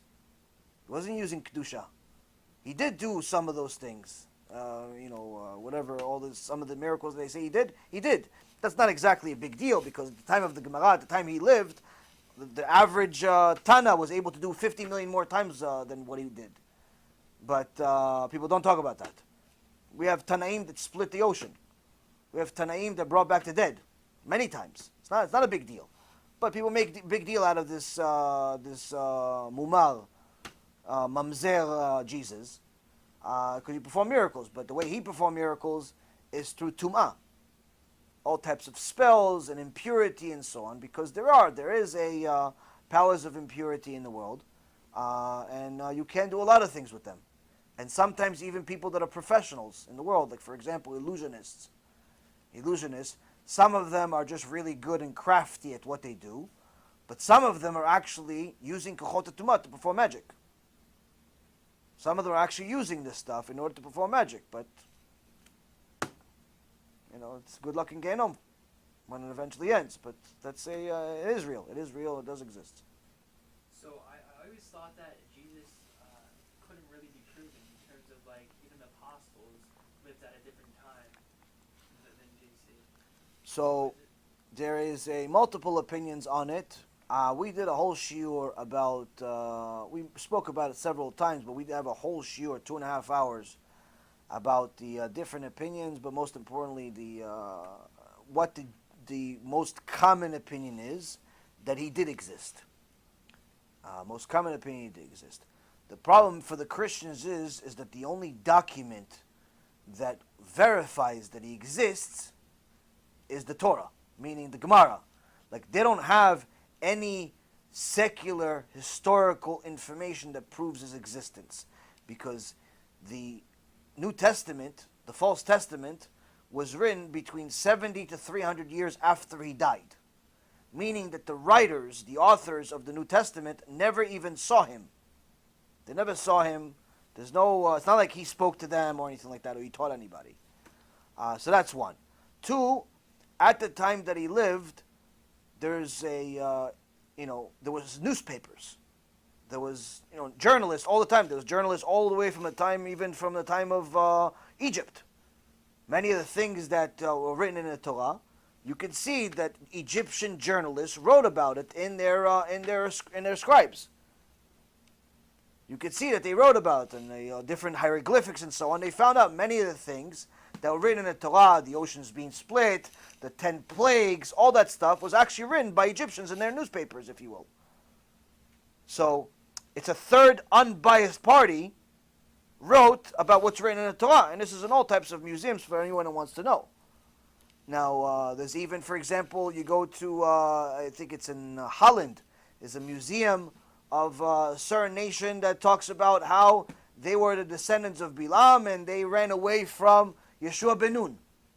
They used to be one of the nations that lived in the Girgashi. The Girgashi, they ran away. Why? They the only ones, they ran away from, they lived in Eretz Yisrael, but they ran away. Why? Because Yeshua ben Nun went after them. They ran away. And they cursed Yeshua ben Nun and so on, but in essence, this is what there is in the Torah. They ran away from him. So this is a third party that, in essence, is not writing, it's not a Jew. So we have evidence of certain things. Why? Because journalists always existed. Historians always existed. Meaning that anytime there was somebody special, somebody wrote about it. Today, it's even more extensive. If some 13-year-old kid hits a grand slam, it's in 5 local newspapers and 18 different internet sites. If some kid eats an ice cream and has a cockroach in it, it's all over the news in every country, in every language. If there's a terrorist attack in some small town no one ever heard of, every newspaper, every TV channel, all of a sudden CNN is interested in going to, Guatemala. Why? Because something happened over there. So, 2,000 years ago, wasn't that different? So you would think some newspaper, some historian, somebody would write something about this special guy with a rock star haircut that's making miracles, bringing back the dead, walking on water, making one bucket into many fish. You would think somebody's writing something about it, but nothing. Bupkis. The only document that existed at his time that actually mentions him is the Gemara. But the problem for the Christians is, and the reason why they hate the Gemara, and why they killed countless Jews because of the Gemara, and they forced the Jews to censor the Gemara and remove his name from it, and we still have it only in the old copies of the Gemara, but the new ones that you see today don't have Jesus' name in it. You go get Art Scroll, you don't have Jesus' name in it. But anyone that sees the old Gemara, the original copy, sees that his name is in it. Gemara Masechet Sotah, Avodah Zarah, Shabbat, Sanhedrin, Gitin. It's in a half a dozen or more Gemarot, his name. Who he was and what and who and what happened, all the details. We talked about a story last week of how he came to life, how he's really a mamzer. His wife was married to a Jew, but then she cheated on him with some goy. The point is that Gemara says who he was, how he came about, and that he was a Rasha, and he's in Gehenom, and he's never going to leave. So the non-Jews don't like that. The Christians don't like that stuff. So they killed us for it. They killed many of us over it. So the general opinion is that he did exist. It's and we know exactly who he was, and what he did, and that's it. Somebody wants to say he didn't exist. Okay, well, I don't really know what the benefit of saying it doesn't exist. The funny thing is, though, is that anytime I've come out with a video about Christianity and showing how it's false, sometimes, Christians obviously don't like it. But, they'll say something ridiculous like, oh, you don't understand, or something like no proof or anything like that. You don't understand, or, But the worst people are religious Jews that defend Christianity. Those are the worst people. And you'll see in the comments on my YouTube videos, last week's video that came out with that story, the only ones that are defending Jesus are religious Jews. Not religious like Haridim, people that are actually on Shemet. People like half Reform, half secular, half something. They think they're religious. They think they know stuff. Why? Because they watched a few YouTube videos. And they decide, no, the opinion is this, as if they read all the books. They read one book, maybe. But they decide they know the opinion. So point is that it's did he exist? The general, most common opinion is that yes. Who and what he was, we understand who he was. There's a lot of material about him, but, it's not very commonly spoken about in the way that we speak about it. Because, people don't want problems with the goyim. I, on the other hand, think that it's important to speak about it because there are many Jews that are ignorant about the truth and they simply think that we're hiding it. So it's important to expose it and to show how filthy Christianity is, because in the last 25 years, almost 500,000 Jews have converted to Christianity due to their ignorance. And many celebrity Jews, which are, were reformed to begin with, are becoming openly Christian. These celebrities are very influential to other ignorant kids, other ignorant people, and therefore you have to speak about it. You have to speak about it. So we actually do a lot of anti-missionary work. We have one organization in Eretz Yisrael called One for Israel, Imach Shimam V'Zichram. May Hashem give them a strange death this Rosh Hashana, Bezrat Hashem, because these people are their entire existence is to destroy the Torah. Their entire existence is a group of Israeli Jews that have obviously become umarim. They're the worst people on earth, and anyone that gets offended by my wish for their death is simply an idiot and does not understand the danger that Am Yisrael is in from these people. These are simply the most dangerous people on earth. They have an endless amount of money, and they make countless high-end videos to convince Israelis and Americans to convert to Christianity. And they're very good at it. They're very, very good at it. So they're very dangerous. We've had a whole story with them. They've been battling Rabbi Ephraim on the internet. But the point is that these people are very, very dangerous. But they're not only dangerous in Eretz Yisrael, they're also doing it in America. And they're so good at it that people don't even realize there's anything wrong. And some Jews that are, support them without even realizing that they're supporting Christianity. So this is happening. This is happening in the world. It's a dangerous place. What else?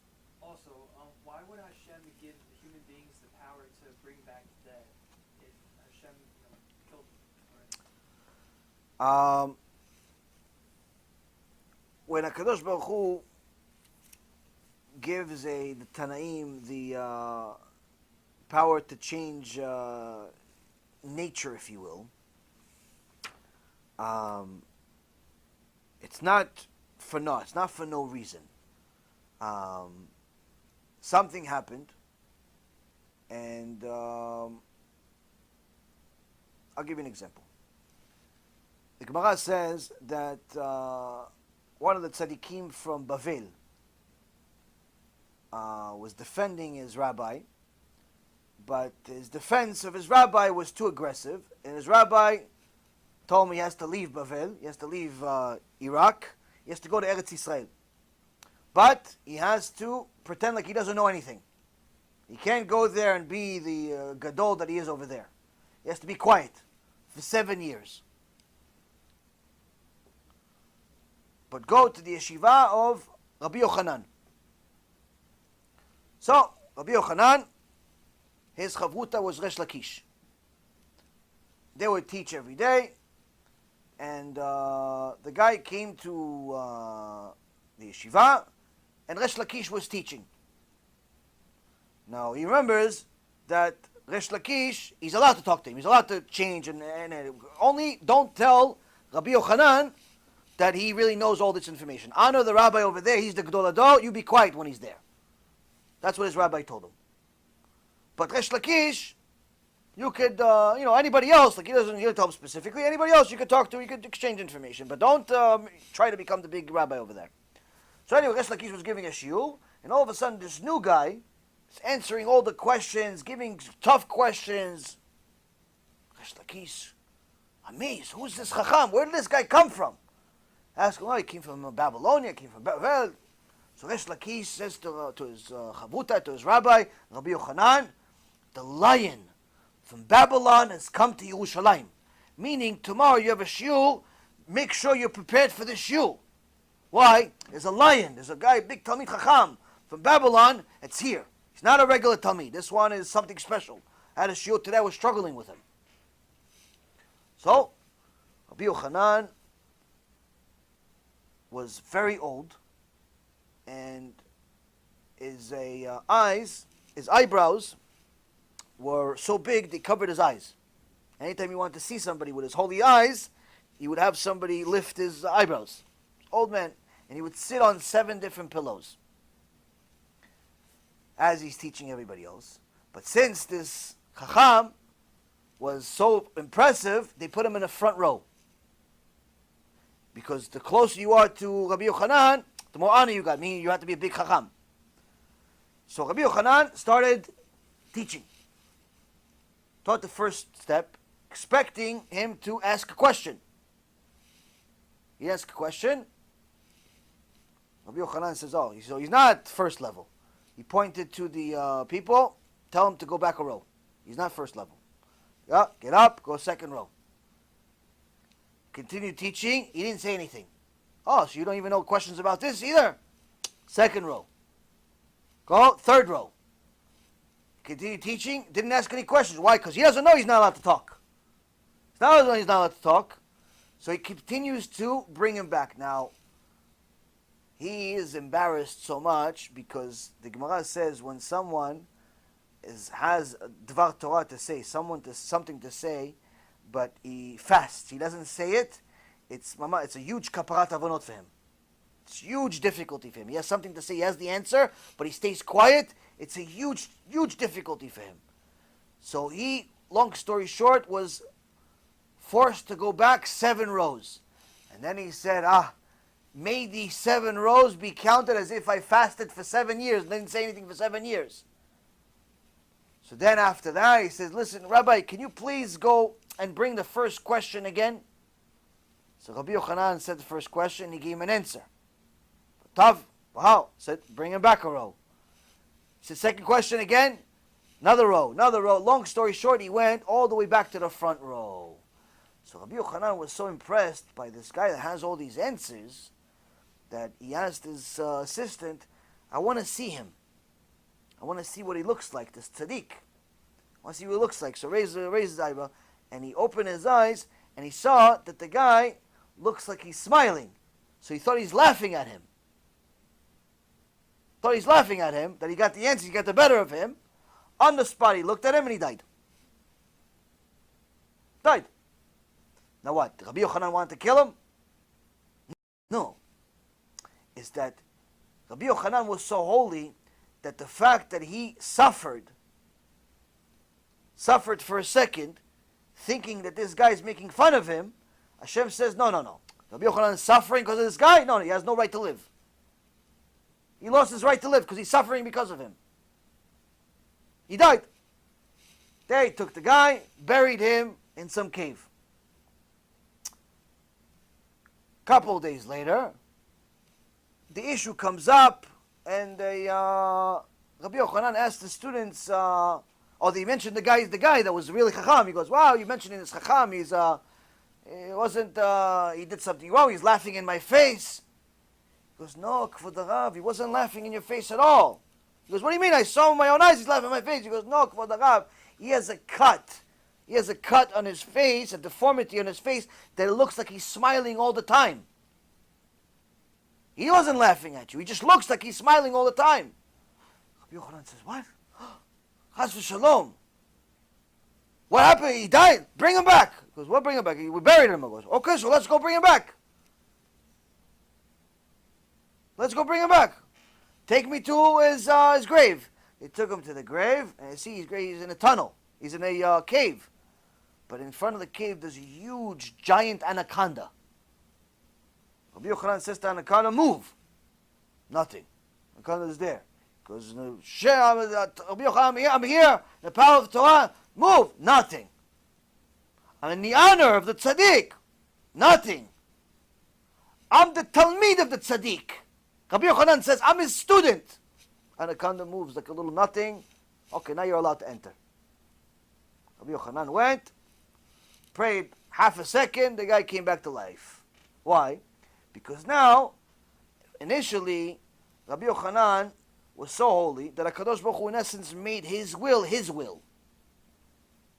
If somebody caused them suffering, they in essence lost the right to live. So Hashem said he lost his right to live.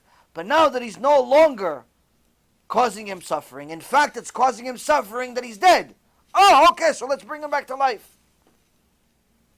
You think it's any more difficult for Hashem to bring back someone that died back to life than it is to take a putrid seed and turn it into you? Turn it into me? No. Same thing. What is the difference?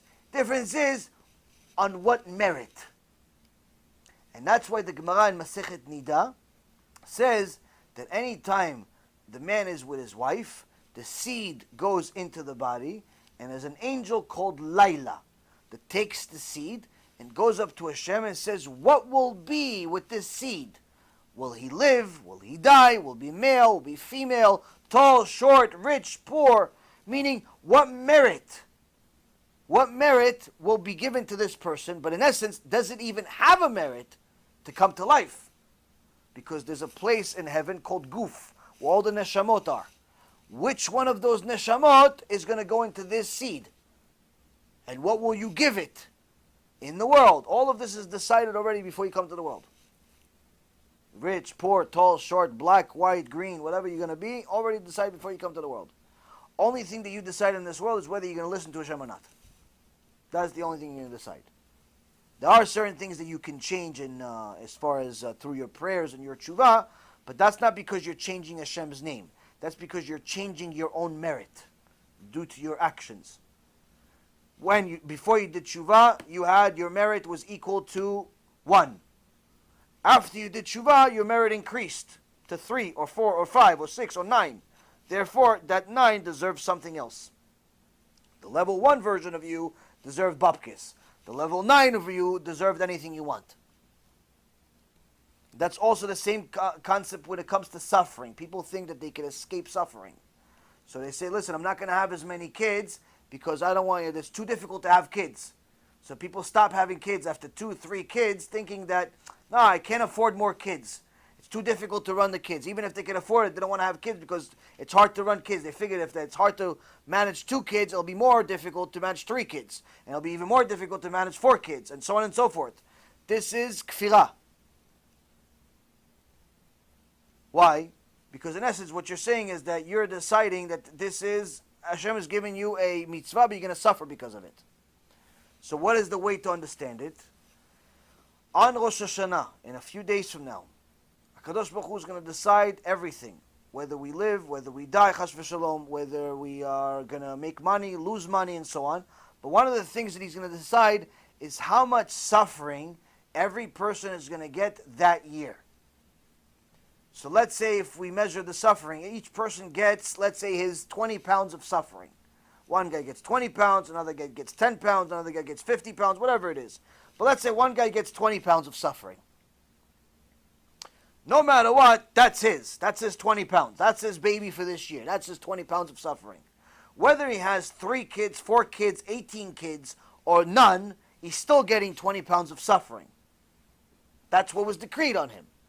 So that means that if he has, let's say, 2 kids, and his main suffering is coming through the kids, let's say, then each kid is, let's say, hypothetically speaking, is 10 pounds of suffering. So each kid's going to be really difficult. But now if he has 4 kids, it's not going to be 40 pounds. It's not going to be 10 each. What is it going to be? 20 divided by 4. So now all of a sudden, each kid is 5. That's a much more manageable kid. That's a regular kid. I can deal with this kind of kid. It's actually easier to deal with the 4 kids than it is the 2 kids. Because the 2 kids, they were pretty much climbing the walls and eating the neighbor's vegetables. The 4 kids, they're just being kids. They're just breaking stuff once in a while. Once he goes 5, 6, it's still 20 pounds. Guess what? It's even easier. All of a sudden he has tzaddikim in his house. You understand? So the point is that people think that it's more means less or vice versa. It's just you have to understand that HaKadosh Baruch Hu decided many things before you even came to the world. The things that you can change through your actions. You can improve things through your actions. You can hurt things through your actions. Person stops following the Torah and mitzvot, he could bring a lot of damage to his life. Starts making more sins, he could bring a lot of damage to his life. So the point is that most of us think that we can't change anything, but in reality we can. We can change a lot, but it's all starts with doing tshuva.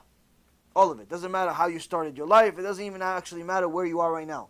Doesn't matter if you keep Shabbat, you don't keep Shabbat. Doesn't matter anything. What matters is what you're going to do from now on. If a person decides and takes the initiative to change and improve their life, they can have a fantastic Rosh Hashana. That's what Kadosh Baruch Hu is pretty much going to decide. Okay, so you commit to doing tshuva, I'm going to give you more time. Where it could have been that literally Kadosh Baruch Hu already said, okay, he doesn't do tshuva by now, and I'm finished already. But now you decide 2 minutes later, 2 minutes before this, okay, you know what, Hashem, I'm going to do something. What? I'm going to do tshuva. How? I'm going to start keeping mitzvot. I'm going to start learning. I'm going to start supporting kiruv. I'm going to do a lot of different things that I never did before. This is part of the reason why a lot of people give tzedakah on the holidays, because in essence, this is supposed to, at least, it's supposed to influence the decisions in heaven by showing some type of initiative to change. But stupid people promise to give tzedakah but don't. They buy the aliyah and say, yeah, 10,000, 5,000, 20,000, but they don't pay. That person is in essence committing spiritual suicide. Or somebody saying, oh, listen, Rabbi, here's a check, and a check bounces. This is a mistake, a very big mistake. And we'll finalize with this. One time a guy didn't follow Torah and mitzvot. died, goes up to Shamayim. So listen, you didn't follow very much. We're sorry, you're going to have to go to Gehenom. So the guy is burning into ashes. But one day, they open up the gate that never opens. Ah, Steve! No, come out! What? He's carrying the poor guy. He's like falling apart. Come out, me, come out! Yeah, come. You're going somewhere else. Guy comes down in pieces. His fingers are falling off. He's like a coal. What's going on? What's happening? That's it. You're going to Gan Eden. Really? I finished? Yeah, you're done. You're going to Gan Eden. Wow, all of a sudden he starts healing. They let him in. He sees, wow, beautiful things in Gan Eden. Wow, Yishtabach Shemo. He starts going in. There's food, there's this, there's no fire. Wow, amazing. He goes, whoa, what happened? He goes, oh, your son just donated $1 million. Just donated $1 million to Bezrat Hashem. So that's it. He saved your life. You know how many souls are going to be saved by this $1 million? I knew my son's going to do it for me. I knew it. I knew he's going to come through for me. I knew it. What a son I had, Tzaddik. I knew that kid's going to come through. He's not going to follow his father's stupid steps. Because when I left the world, I was worried. He starts talking to Malach, becomes best friends with him. I was worried because, I showed him out of me Michal Shabbat. I introduced him to his Goya girlfriend. I did this. I figured this guy is going to be worse than me. I'm never leaving Gehenom. But now you're telling me my son just gave $1 million to Bezrat Hashem? Oh, what a son I have. I knew he could do for me. So he hangs out 2-3 days. He's having a good time of his life. All of a sudden, Malachi Chabala, Duma, comes over there, grabs him by the shoulders. Yalla, Steve, let's go. You're going back. But, what happened? I'm here. I'm in Gan Eden. You don't know who my son is. My son gave $1 million to Bezrat Hashem. Duma says, hey, the check bounced.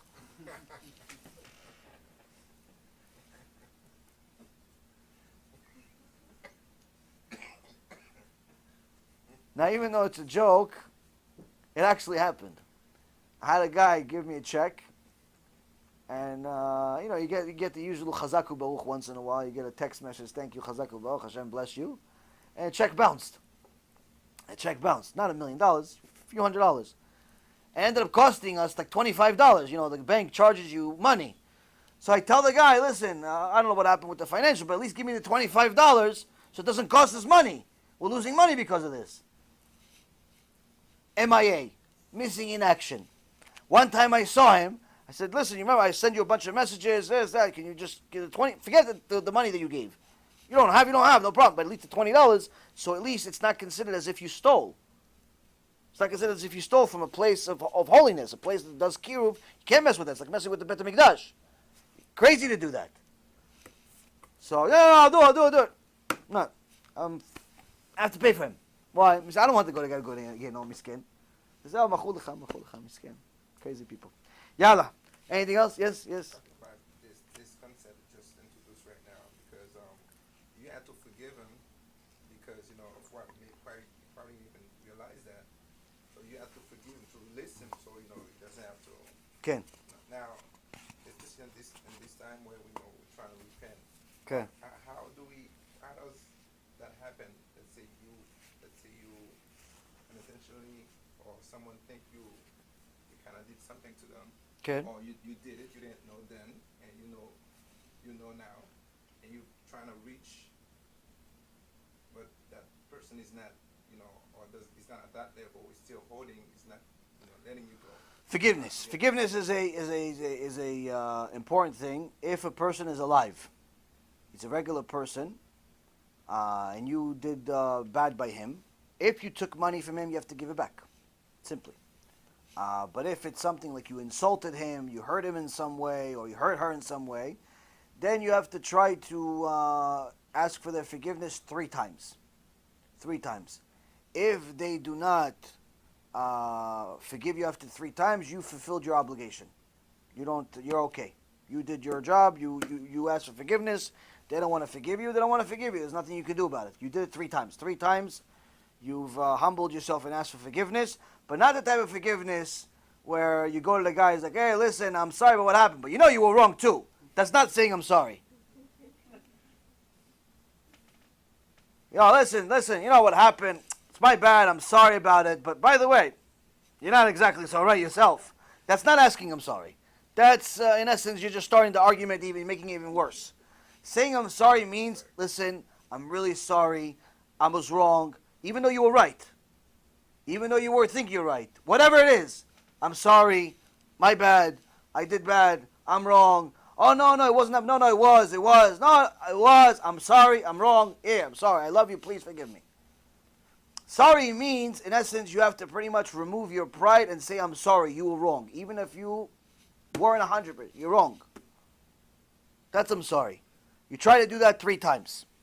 If the person is difficult and doesn't want to forgive you after 3 times, there's nothing you can do. But that's only if he's a common person. If he's a Talmid Chacham, then even if it's 1,000 times he says no, you have to keep going. 1,000 times. 1,000 times he says no, I don't want to forgive you. You have to keep going. You have to keep asking for sorry. Why? You hurt one of Hashem's soldiers, you have a very, very serious problem. Do whatever you can to get his forgiveness. Normally, it doesn't require that many times, but the Gemara says, even if it does, even if this Talmid Chacham, some Talmidei Chachamim, they have a little bit of gava, they have a little bit of a,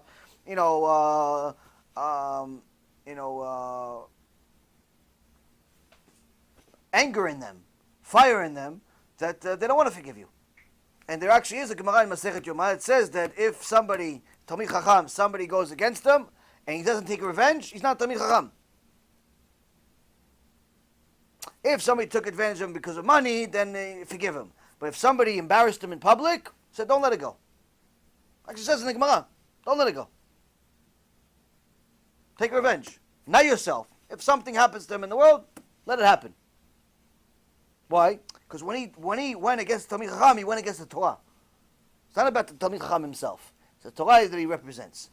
So if you offended, if you wrote a comment on the internet against some Talmid Chacham, or for example, one guy that was watching my shiurim for a while, and one day I said something about Zionists being Rashaim. This guy didn't like it, even though he was watching my shiurim already for like a year, 2 years, helped him do tshuva, but he didn't like what I said about the Zionists being Rashaim, even though it's true. And he sent me an email cursing my wife out, and all types of names. Now, if you curse me out, you say whatever you say to me, it doesn't really make a difference to me.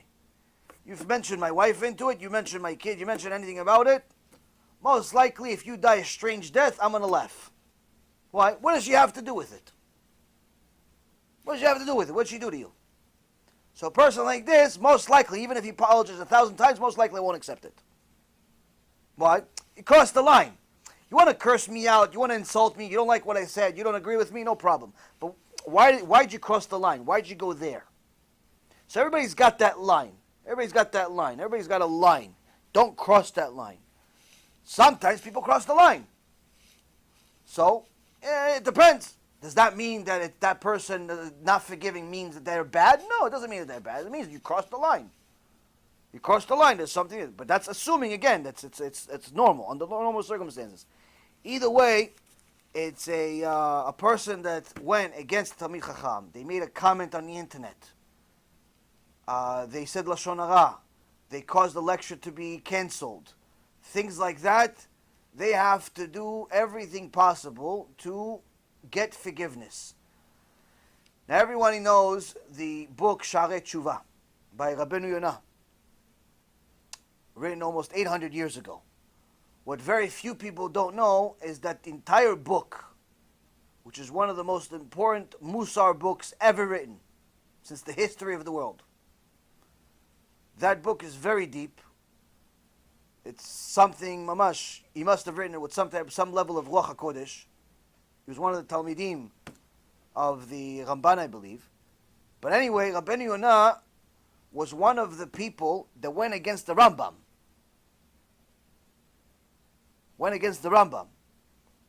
And when he found out that the Rambam really is right, and he's really the Gedol Adol, and he realized that he went against the biggest rabbi in the world, he decided to spend the rest of his life going from community to community to publicize his apology to the Rambam, just in case his words against the Rambam reached that community. Well, you don't know where it's reached. You said one word over here. Somebody was here, but he moved back to somewhere else. And then he told somebody else. Then he told somebody else. You don't know where it reached. He spent the rest of his life going from community to community, publicizing that he's wrong. The Rambam is the biggest rabbi in the world. He's the Kodesh Kodeshim. And his whole life, this whole period of what he did, from that, he wrote Sharet Tshuva. Sharet Tshuva is the culmination of his 2 decades of Tshuva for saying one thing against the Rambam. And if you see what he writes in just the first few chapters, already have Pachad Elokim, you're already scared to death. What he says about if you don't do Tshuva. And what you have to do in order to do Tshuva. So, point is that if a person went against somebody who's a Talmid Chacham, they have to do whatever they can to undo it. They have to do whatever they can to undo it. And by the way, just to finalize everything, that's actually the Gemara in Masechet Gitin that says that Onkilus, that before he converted, he did a seance. And he brought back 3 neshamot that to ask him if he should convert and what's happening in the next world. One of the neshamot was his uncle, Titus. He asked him, should I convert? He said, no, it's too hard to be a Jew. He says, but who's in control in the real world where you are? He says, the Jews, the righteous Jews. He says, what's happening to you? Titus says, I'm getting punished where they're burning me to ashes every day, spread me around all the oceans of the world, and then they put me back together, and then they burn me all over again. So then after, that's my punishment. That's what the Titus says. Then he brought back Bilam. He said, Bilam, what should I convert? He says, don't convert, it's too hard. It's too hard to convert, it's too hard to be a Jew. Just torture the Jews in this world, at least you'll benefit from one world.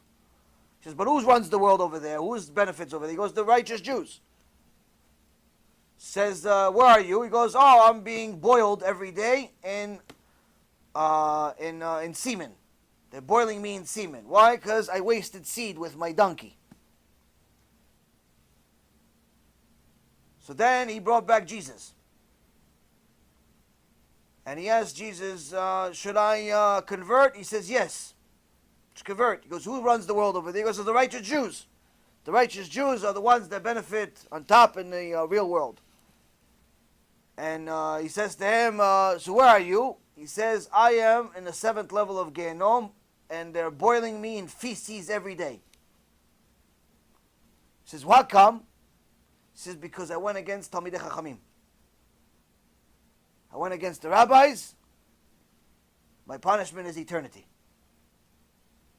So even though he was a Jew, even though he actually told him the truth that he should convert because you could be a righteous Jew and so on, that didn't help his case.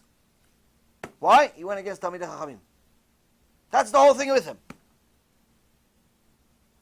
That's the whole thing with him. So some of these foolish people that make comments on the internet, don't listen to this rabbi, don't listen to Rabbi Yaron, don't listen to Rabbi Mizrahi, don't listen to Rabbi Zitron, or whatever it is, whatever other Talmid Chacham, you make a comment on the internet, you send an email to somebody, you send a text message to somebody, or you even make a comment saying, yeah, I guess some people like him, but I don't really like him. He's not my taste. And that stupid comment influences another person not to listen to our shiurim. You have a very, very serious cheshbon in Shamayim. You have a very serious cheshbon in Shamayim. You pretty much have to become that rabbi's employee for free in order for him to forgive you. Because you have no idea the level of damage that caused. So, that's some of the things that people do nonchalantly and lose their olam haba without even knowing it. They're just, walking corpses. And a lot of people do it. A lot of people do it. Many times you see it with people that want to convert. But strangely, it never works. Strangely, the Bet Din never wants to talk to them. Strangely, no one ever wants to sponsor them. 10 years already. They're in a conversion process, but nothing happens. Why? Because they probably did something like this. They did something like this. They say Lashon Hara about Am Yisrael and so on. People like that say danger to society and most importantly, danger to themselves. So during this Rosh Hashanah, a person should take the initiative and taking on the commitment to change. Pick one thing that you're going to change. If you are smart, you'll pick even more because there's certain things that are easy. One thing I would recommend for everybody to do is that if there is a Shiur Torah, and it's a real Shiur Torah, unless it's a positive comment, don't comment at all on the internet, ever. Unless it's a positive comment that's going to influence other people to watch it, don't comment at all. Sometimes people comment on the thread of the live feed and just talk to each other. It's a mistake. You're influencing other people to stop watching the shiur and look at your comments. It's a mistake. You shouldn't do it. You shouldn't even watch the shiur if you're going to do that. Or some people say, oh yeah, I don't really like that. You shouldn't do it. Don't watch the shiur if you don't like it. Why? Because you're influencing other people to go away from the shiur. You can influence people to go away from the Torah. So unless it's a positive comment, don't make a comment at all. That shouldn't be too difficult. You don't have something good to say, don't say anything at all. That's probably heard this when you're growing up. 2, do everything you possibly can to evaluate yourself fairly and pick one thing that you're going to become an expert in. One thing that you're going to be, this is your baby. You're going to be the best at this mitzvah. But that doesn't mean that you don't have you could ignore everything else.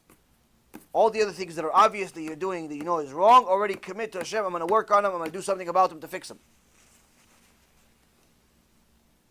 3, make some type of plan to do kiruv. And as I said to you guys earlier, money is the most common way to do it, simply because most people are busy living their life. They don't have the ability or time to do kiruv on a regular basis. Plus, it's just an easy mitzvah to do. All you got to do is just send money without doing any work. I mean, if you could do more, but you should do it. This is the reason why we started that drive for people that want us to specifically pray for them, specifically during Rosh Hashanah, $1,800. Some people love it and they want to do it, but some people say, why? Why it's so expensive? I said, you want to donate? Don't donate at all. Well, it's expensive. What am I'm buying a plane with this money? This is for kiruv purposes. It's just to entice people to do something. Because if I don't say an amount, people are going to send $18. What's $18 going to do? What am I going to do with $18? If you have $1,800, donate $1,800. But if I don't tell you, you're not going to donate $1,800. You're going to donate $18. So you think that $18 is going to do something. What am I going to do with $18? Maybe buy a book and give it to you. Not even. Today, average book I give to people for free is $25, $30. Every week we send kiruv packages. Thousands of dollars for free every week.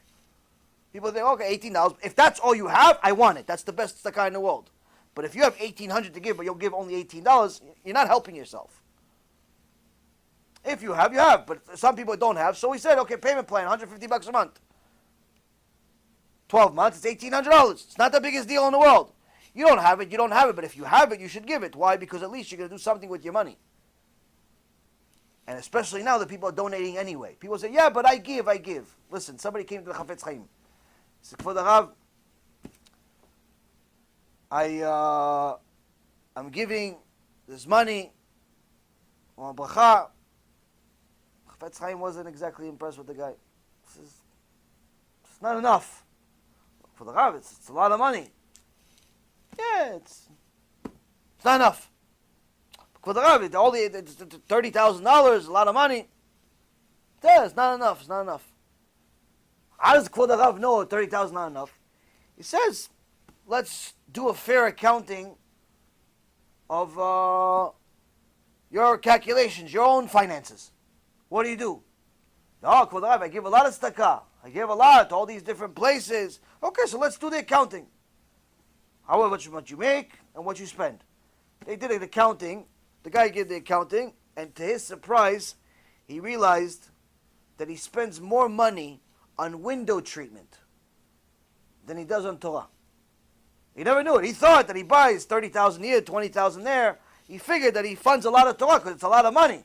But in comparison to his pleasures of the world, he actually spent more money fixing his windows, putting window treatment, putting these felt, fancy schmancy felt, and all types of fabric around his windows. He spent more money on that than actually Torah.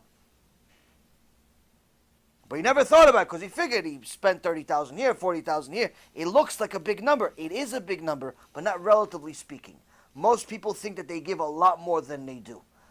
99% of people do not even give the 10% that they're obligated to give. Go look at your salary. You got $100,000 last year. Did you give 10,000? Oh no, I have expenses. So what? You still have to give the 10,000. Did you give to Masel? You didn't give Masel. Okay, so you didn't give enough. Oh, but if Hashem gives me more, liar. Hashem gives you more, doesn't mean you're going to give more. Doesn't mean you're going to give more. Doesn't mean that. It's the opposite. The more you have, it's harder to give.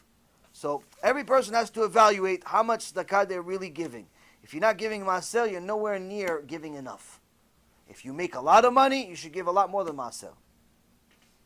If you want to show emunah, you should give 20% even. But the point is that you have to get giving into your life.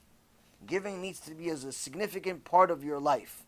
Because you're giving Hashem a signature showing that you know that all of it is coming from Him. That's number one. And number two is that you know that the bracha that's coming from Hashem also is the same place going to decide whether to give you more or not. Now you're showing that you're a good partner. Why? Because you're using the money that He gives you, the bracha that He gives you, for what? To publicize His name. Unlike most people, that Hashem gives them bracha, what do? To desecrate His name. He gives them money, they go to nightclubs with it. He gives them the ability to have kids, they waste seed. He gives them eyes, they look at improper things. But you give Masel, you're showing that you're a good partner to HaKadosh Baruch Hu. HaKadosh Baruch Hu says, it's worth it for me to give this guy. It's worth it for me to give this girl more money. But people get offended. Oh no, why it's so expensive? What are you selling the Torah? Who's selling the Torah? What do you think I'm buying? I don't even have a car. What's the... People think that you're making money out of this. No, it's not money. You don't want to give? Don't give. It's not, you're not doing me a favor. That's the reality. You're not doing me a favor. You're not doing it. There's not even 1 ounce of favor in here. If you're giving to a Kiruv organization that's real, you're doing yourself a favor. If you don't think it's a favor, don't do it. Don't do it. Keep your money. Enjoy it. Go buy bubblegum with it. I don't care. Makes no difference to me. Kadosh Baruch Hu's in simple chad another way. That's the thing that people don't understand. I hate to talk about money. Because I remember that the people that used to come to me, all they cared was money.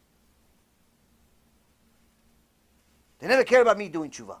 But the problem is that because we never talk about money, there's more and more expenses and less, more and more issues with it. So you have to sometimes mention it to people to remind them, listen, you watch 3 shulim a week. But the last time you donated was 3 months ago. You donated $100. What, you only make $100 every 3 months? No, you probably make $5,000 a month, right? So how come you only gave $100? And the best part is, like, oh, well, you never asked. I never knew. Well, I have to ask you. You didn't watch the shulim? I have one guy tells me, listen, you helped me do tshuva. You changed my life. Since I've been watching your shiur, already for 1.5 years, I've been giving my local Chabad $600 a month. I'm so happy about it. I'm so blessed. Another guy tells me one day, this is maybe 4 years ago, tells me, I was like, yeah, I told him, you need tefillin, you don't have tefillin. No, I said, okay, I'll get you tefillin. I got him $1,000 pair of tefillin. Somebody sponsored $1,200 pair of tefillin. Because the guy says he didn't have any money. So, Jew needs it. I said, at the time, I said, if I have somebody, I'll give it to you. I don't have a sponsor right now. A couple people asked me, I don't have it. But if I have it, I'll give it to you. I don't care. So, but now we ask more questions because we've made a couple of mistakes. And like this one I'm mentioning to you right now, I sent the guy $1,000 pair of tefillin for free. Books, this, that, the other thing. He says he has no money. He wants to do tshuva. He's already 60 years old. Zat Hashem, maybe one day he'll have it. Maybe he doesn't. 2 months later, 3 months later, he sends me, oh yeah, thank you. Wow, it changed my life. Baruch Hashem, great. You know, I just gave $400 to Breslev and another $400 to Chabad. They've really been so helpful, and thank you very. said to myself, is this guy stupid with a degree or without a degree? He's still working on it. First of all, you lied. You have money. Second of all, I don't understand. I sent you $1,000 pair of tefillin for free. You never thought to give the money back? No. So sometimes you have to tell people. People, every single day, people ask me if they should donate to somebody else. Listen, is this organization kosher? Can I donate there? Is this kollel kosher? Is this yeshiva kosher? Can you help publicize this campaign? I got one today. Helps it. Can you do me a favor? They're doing a matching. Can you help publicize this Bet Knesset's campaign on your page so other people could donate there? And I'm thinking to myself, what? People think I live on man? Or like, I don't understand. So sometimes you have to mention it. I hate it. I hate to talk about it. You have to understand how much of a kaparat avonot this is for me. You know, so the point is that sometimes you have to mention this stuff because people don't get the point. People don't get the point. But like I said, if you make HaKadosh Baruch Hu a priority in your life, meaning that you're going to help other people do tshuva, you will help yourself in this world and the next. If you don't, and you think that you could do without it, by all means, technically you can. But will it happen? I don't know. It all depends on you. All depends on you. I just think that most people, from my experience, have too much of a difficulty doing tshuva for big sins by themselves. They need the help of others. They need others doing tshuva. So, that's it. This is, unless you guys have any other critical questions, the halachot of Rosh Hashanah are relatively simple. Rosh Hashanah is like Shabbat. So, you're not allowed to drive on Rosh Hashanah. You're not allowed to use your phones on Rosh Hashanah, not even for kiruv purposes. You're allowed to cook fire to fire, but in Florida, there's no gas here. So fire to fire is pretty much completely non-relevant here. So you have to pretty much cook everything before the Chag and put it on the hot plate during the Chag. If you live somewhere else, like in New York and other places that have gas, then you can use fire to light the gas. But your local rabbi, I'm sure, is going to go over this stuff with you. You have to go to Beit Knesset if you're a guy to pray with the minyan, but also, most important, to listen to the shofar. Shofar is a mitzvah from the Torah. So even if you hate the Beit Knesset, then suck it up and go to the Beit Knesset. But if it's a Beit Knesset that everybody's talking and socializing and you can't even hear anything, then you don't have to go. You don't have to go. But if people are relatively decent and they have some respect for the Torah where they listen to Amidah and so on, at least during that time they're quiet, then go. Also for the people that do not speak Hebrew, know how to read Hebrew or know how to make the sounds in Hebrew, but they don't know what it actually means. Because there is a special significance to the words that Chazal used to put Amidah, the prayer of Amidah, together, it's better if you read Amidah only in Hebrew. The rest of the prayers you can read in English. Most of it is Tehillim and so on. But Amidah specifically, it's better that you read it in Hebrew, even if you don't know what the words mean. Because what you're going to do is, over these next couple of days, you're going to look at the Amidah in the Machzor of Rosh Hashanah in English, learn what it says, so when you read it in Hebrew, you still have an understanding of what's going on. You still have an understanding. The rest of the prayer you read in English. It's good that you understand what you're saying, but that specific prayer you should try to do it in Hebrew, meaning that you should, if you know. If you don't know, you don't know. If you don't know Hebrew at all, you don't know how to pronounce it, then you're anus. No, it's no problem. But if you do know, at least to make the sounds, then make the sounds, but again, learn the prayer.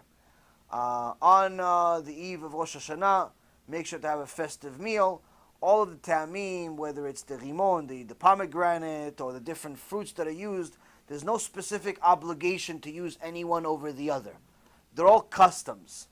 So if you don't have one, don't lose your mind, don't get angry, don't be upset. It's okay. They're all just customs. They're all customs. Women, when you light the candle for Yom Tov, don't say the blessing of Shechianu. Wait for your husband to come home when you do the Kiddush, and he'll say Shechianu for the whole family.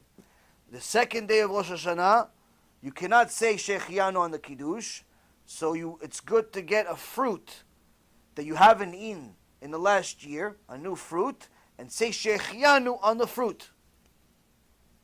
Because you're not allowed to say Shechianu on the second day because it's not really new. It's already the second day of Rosh Hashanah. Rosh Hashanah is the only holiday that is celebrated 2 days everywhere, including Eretz Yisrael. That's the other thing. The food that your wife makes or that you make, if it's good or not, is not going to change your deen in Shamayim. But if you get angry during the meal, that's going to change your deen. Meaning, even if the food tastes like it belongs to animals, don't get angry. Why? Because it's not going to change your judgment in Shamayim.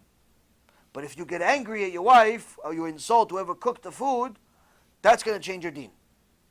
That's going to change your deen. It's a very, very bad thing to get angry on Rosh Hashanah. So whatever happens, remember, the Yetzer Hara is going to try to make you angry. Why? Because if you get angry on Rosh Hashanah, pretty much you ruin your whole year. So don't get angry on Rosh Hashanah at all. Make sure to spend as much time as you can in the Beit Knesset, learning, enjoying the Chag, and that's it. It's a fantastic Chag. It's a fantastic opportunity to enjoy with the family. Our next shiur is going to be next Wednesday. Next Wednesday is the next shiur, B'ezrat Hashem. And pretty much for the next month, the shiur is pretty much going to be probably once a week. It's either going to be a Wednesday or a Sunday, whenever there's no holidays. For a couple of reasons. One is because we have the holidays, but also two, it's a time for me to take a little bit of more time to re-energize. But we're still, B'ezrat Hashem, going to try our best to have at least one shiur per week. Obviously, if you have any crisis, first call 911. When they tell you that they can't help you, then you can text me. Seder B'ezrat Hashem, all of us will have a Shana Tova, Shana Metuka, Chatima Tova B'ezrat Hashem. Hopefully, we'll take each word that I said and remember at least part of it to do some tshuva before Rosh Hashanah B'ezrat Hashem and arrive at Rosh Hashanah prepared to change. Prepared to change. If we're prepared to change, HaKadosh Baruch Hu will also change the decree that we really deserve into what we want, which is B'ezrat Hashem, only good, and we'll get blessings B'ezrat Hashem. So thank you very much for learning with me over this last year. HaKadosh Baruch Hu yivarech atkhem b'kol mikol kol. All of the people that have supported us, whether it's financially, or it's by sharing the shiurim, or it's by simply sending a nice email or a letter, whatever you did to support our work, the kiyuv, the Kiddush Hashem that we're trying to do. Thank you very much about it. The people that are living in Eretz Yisrael are going to have the merit, about 15 of them are going to have the merit to go to the Siyum HaShas that Rabbi Ephraim is having. The party he's having tomorrow. When he completes the Shas, each time it's like a wedding celebration. It's a big hall and people and so on. So about 15 of our students are actually going tomorrow. Tomorrow over there, B'ezrat Hashem. So, Shrem v'asher chelkeim. But anyone that wants to watch, some of the stuff is going to go on. It's going to actually be on Facebook Live. We'll see it tomorrow, B'ezrat Hashem. But again, remember, the Chag is a time to do tshuva, and it's also a time to be with your family. It's a time to enjoy life.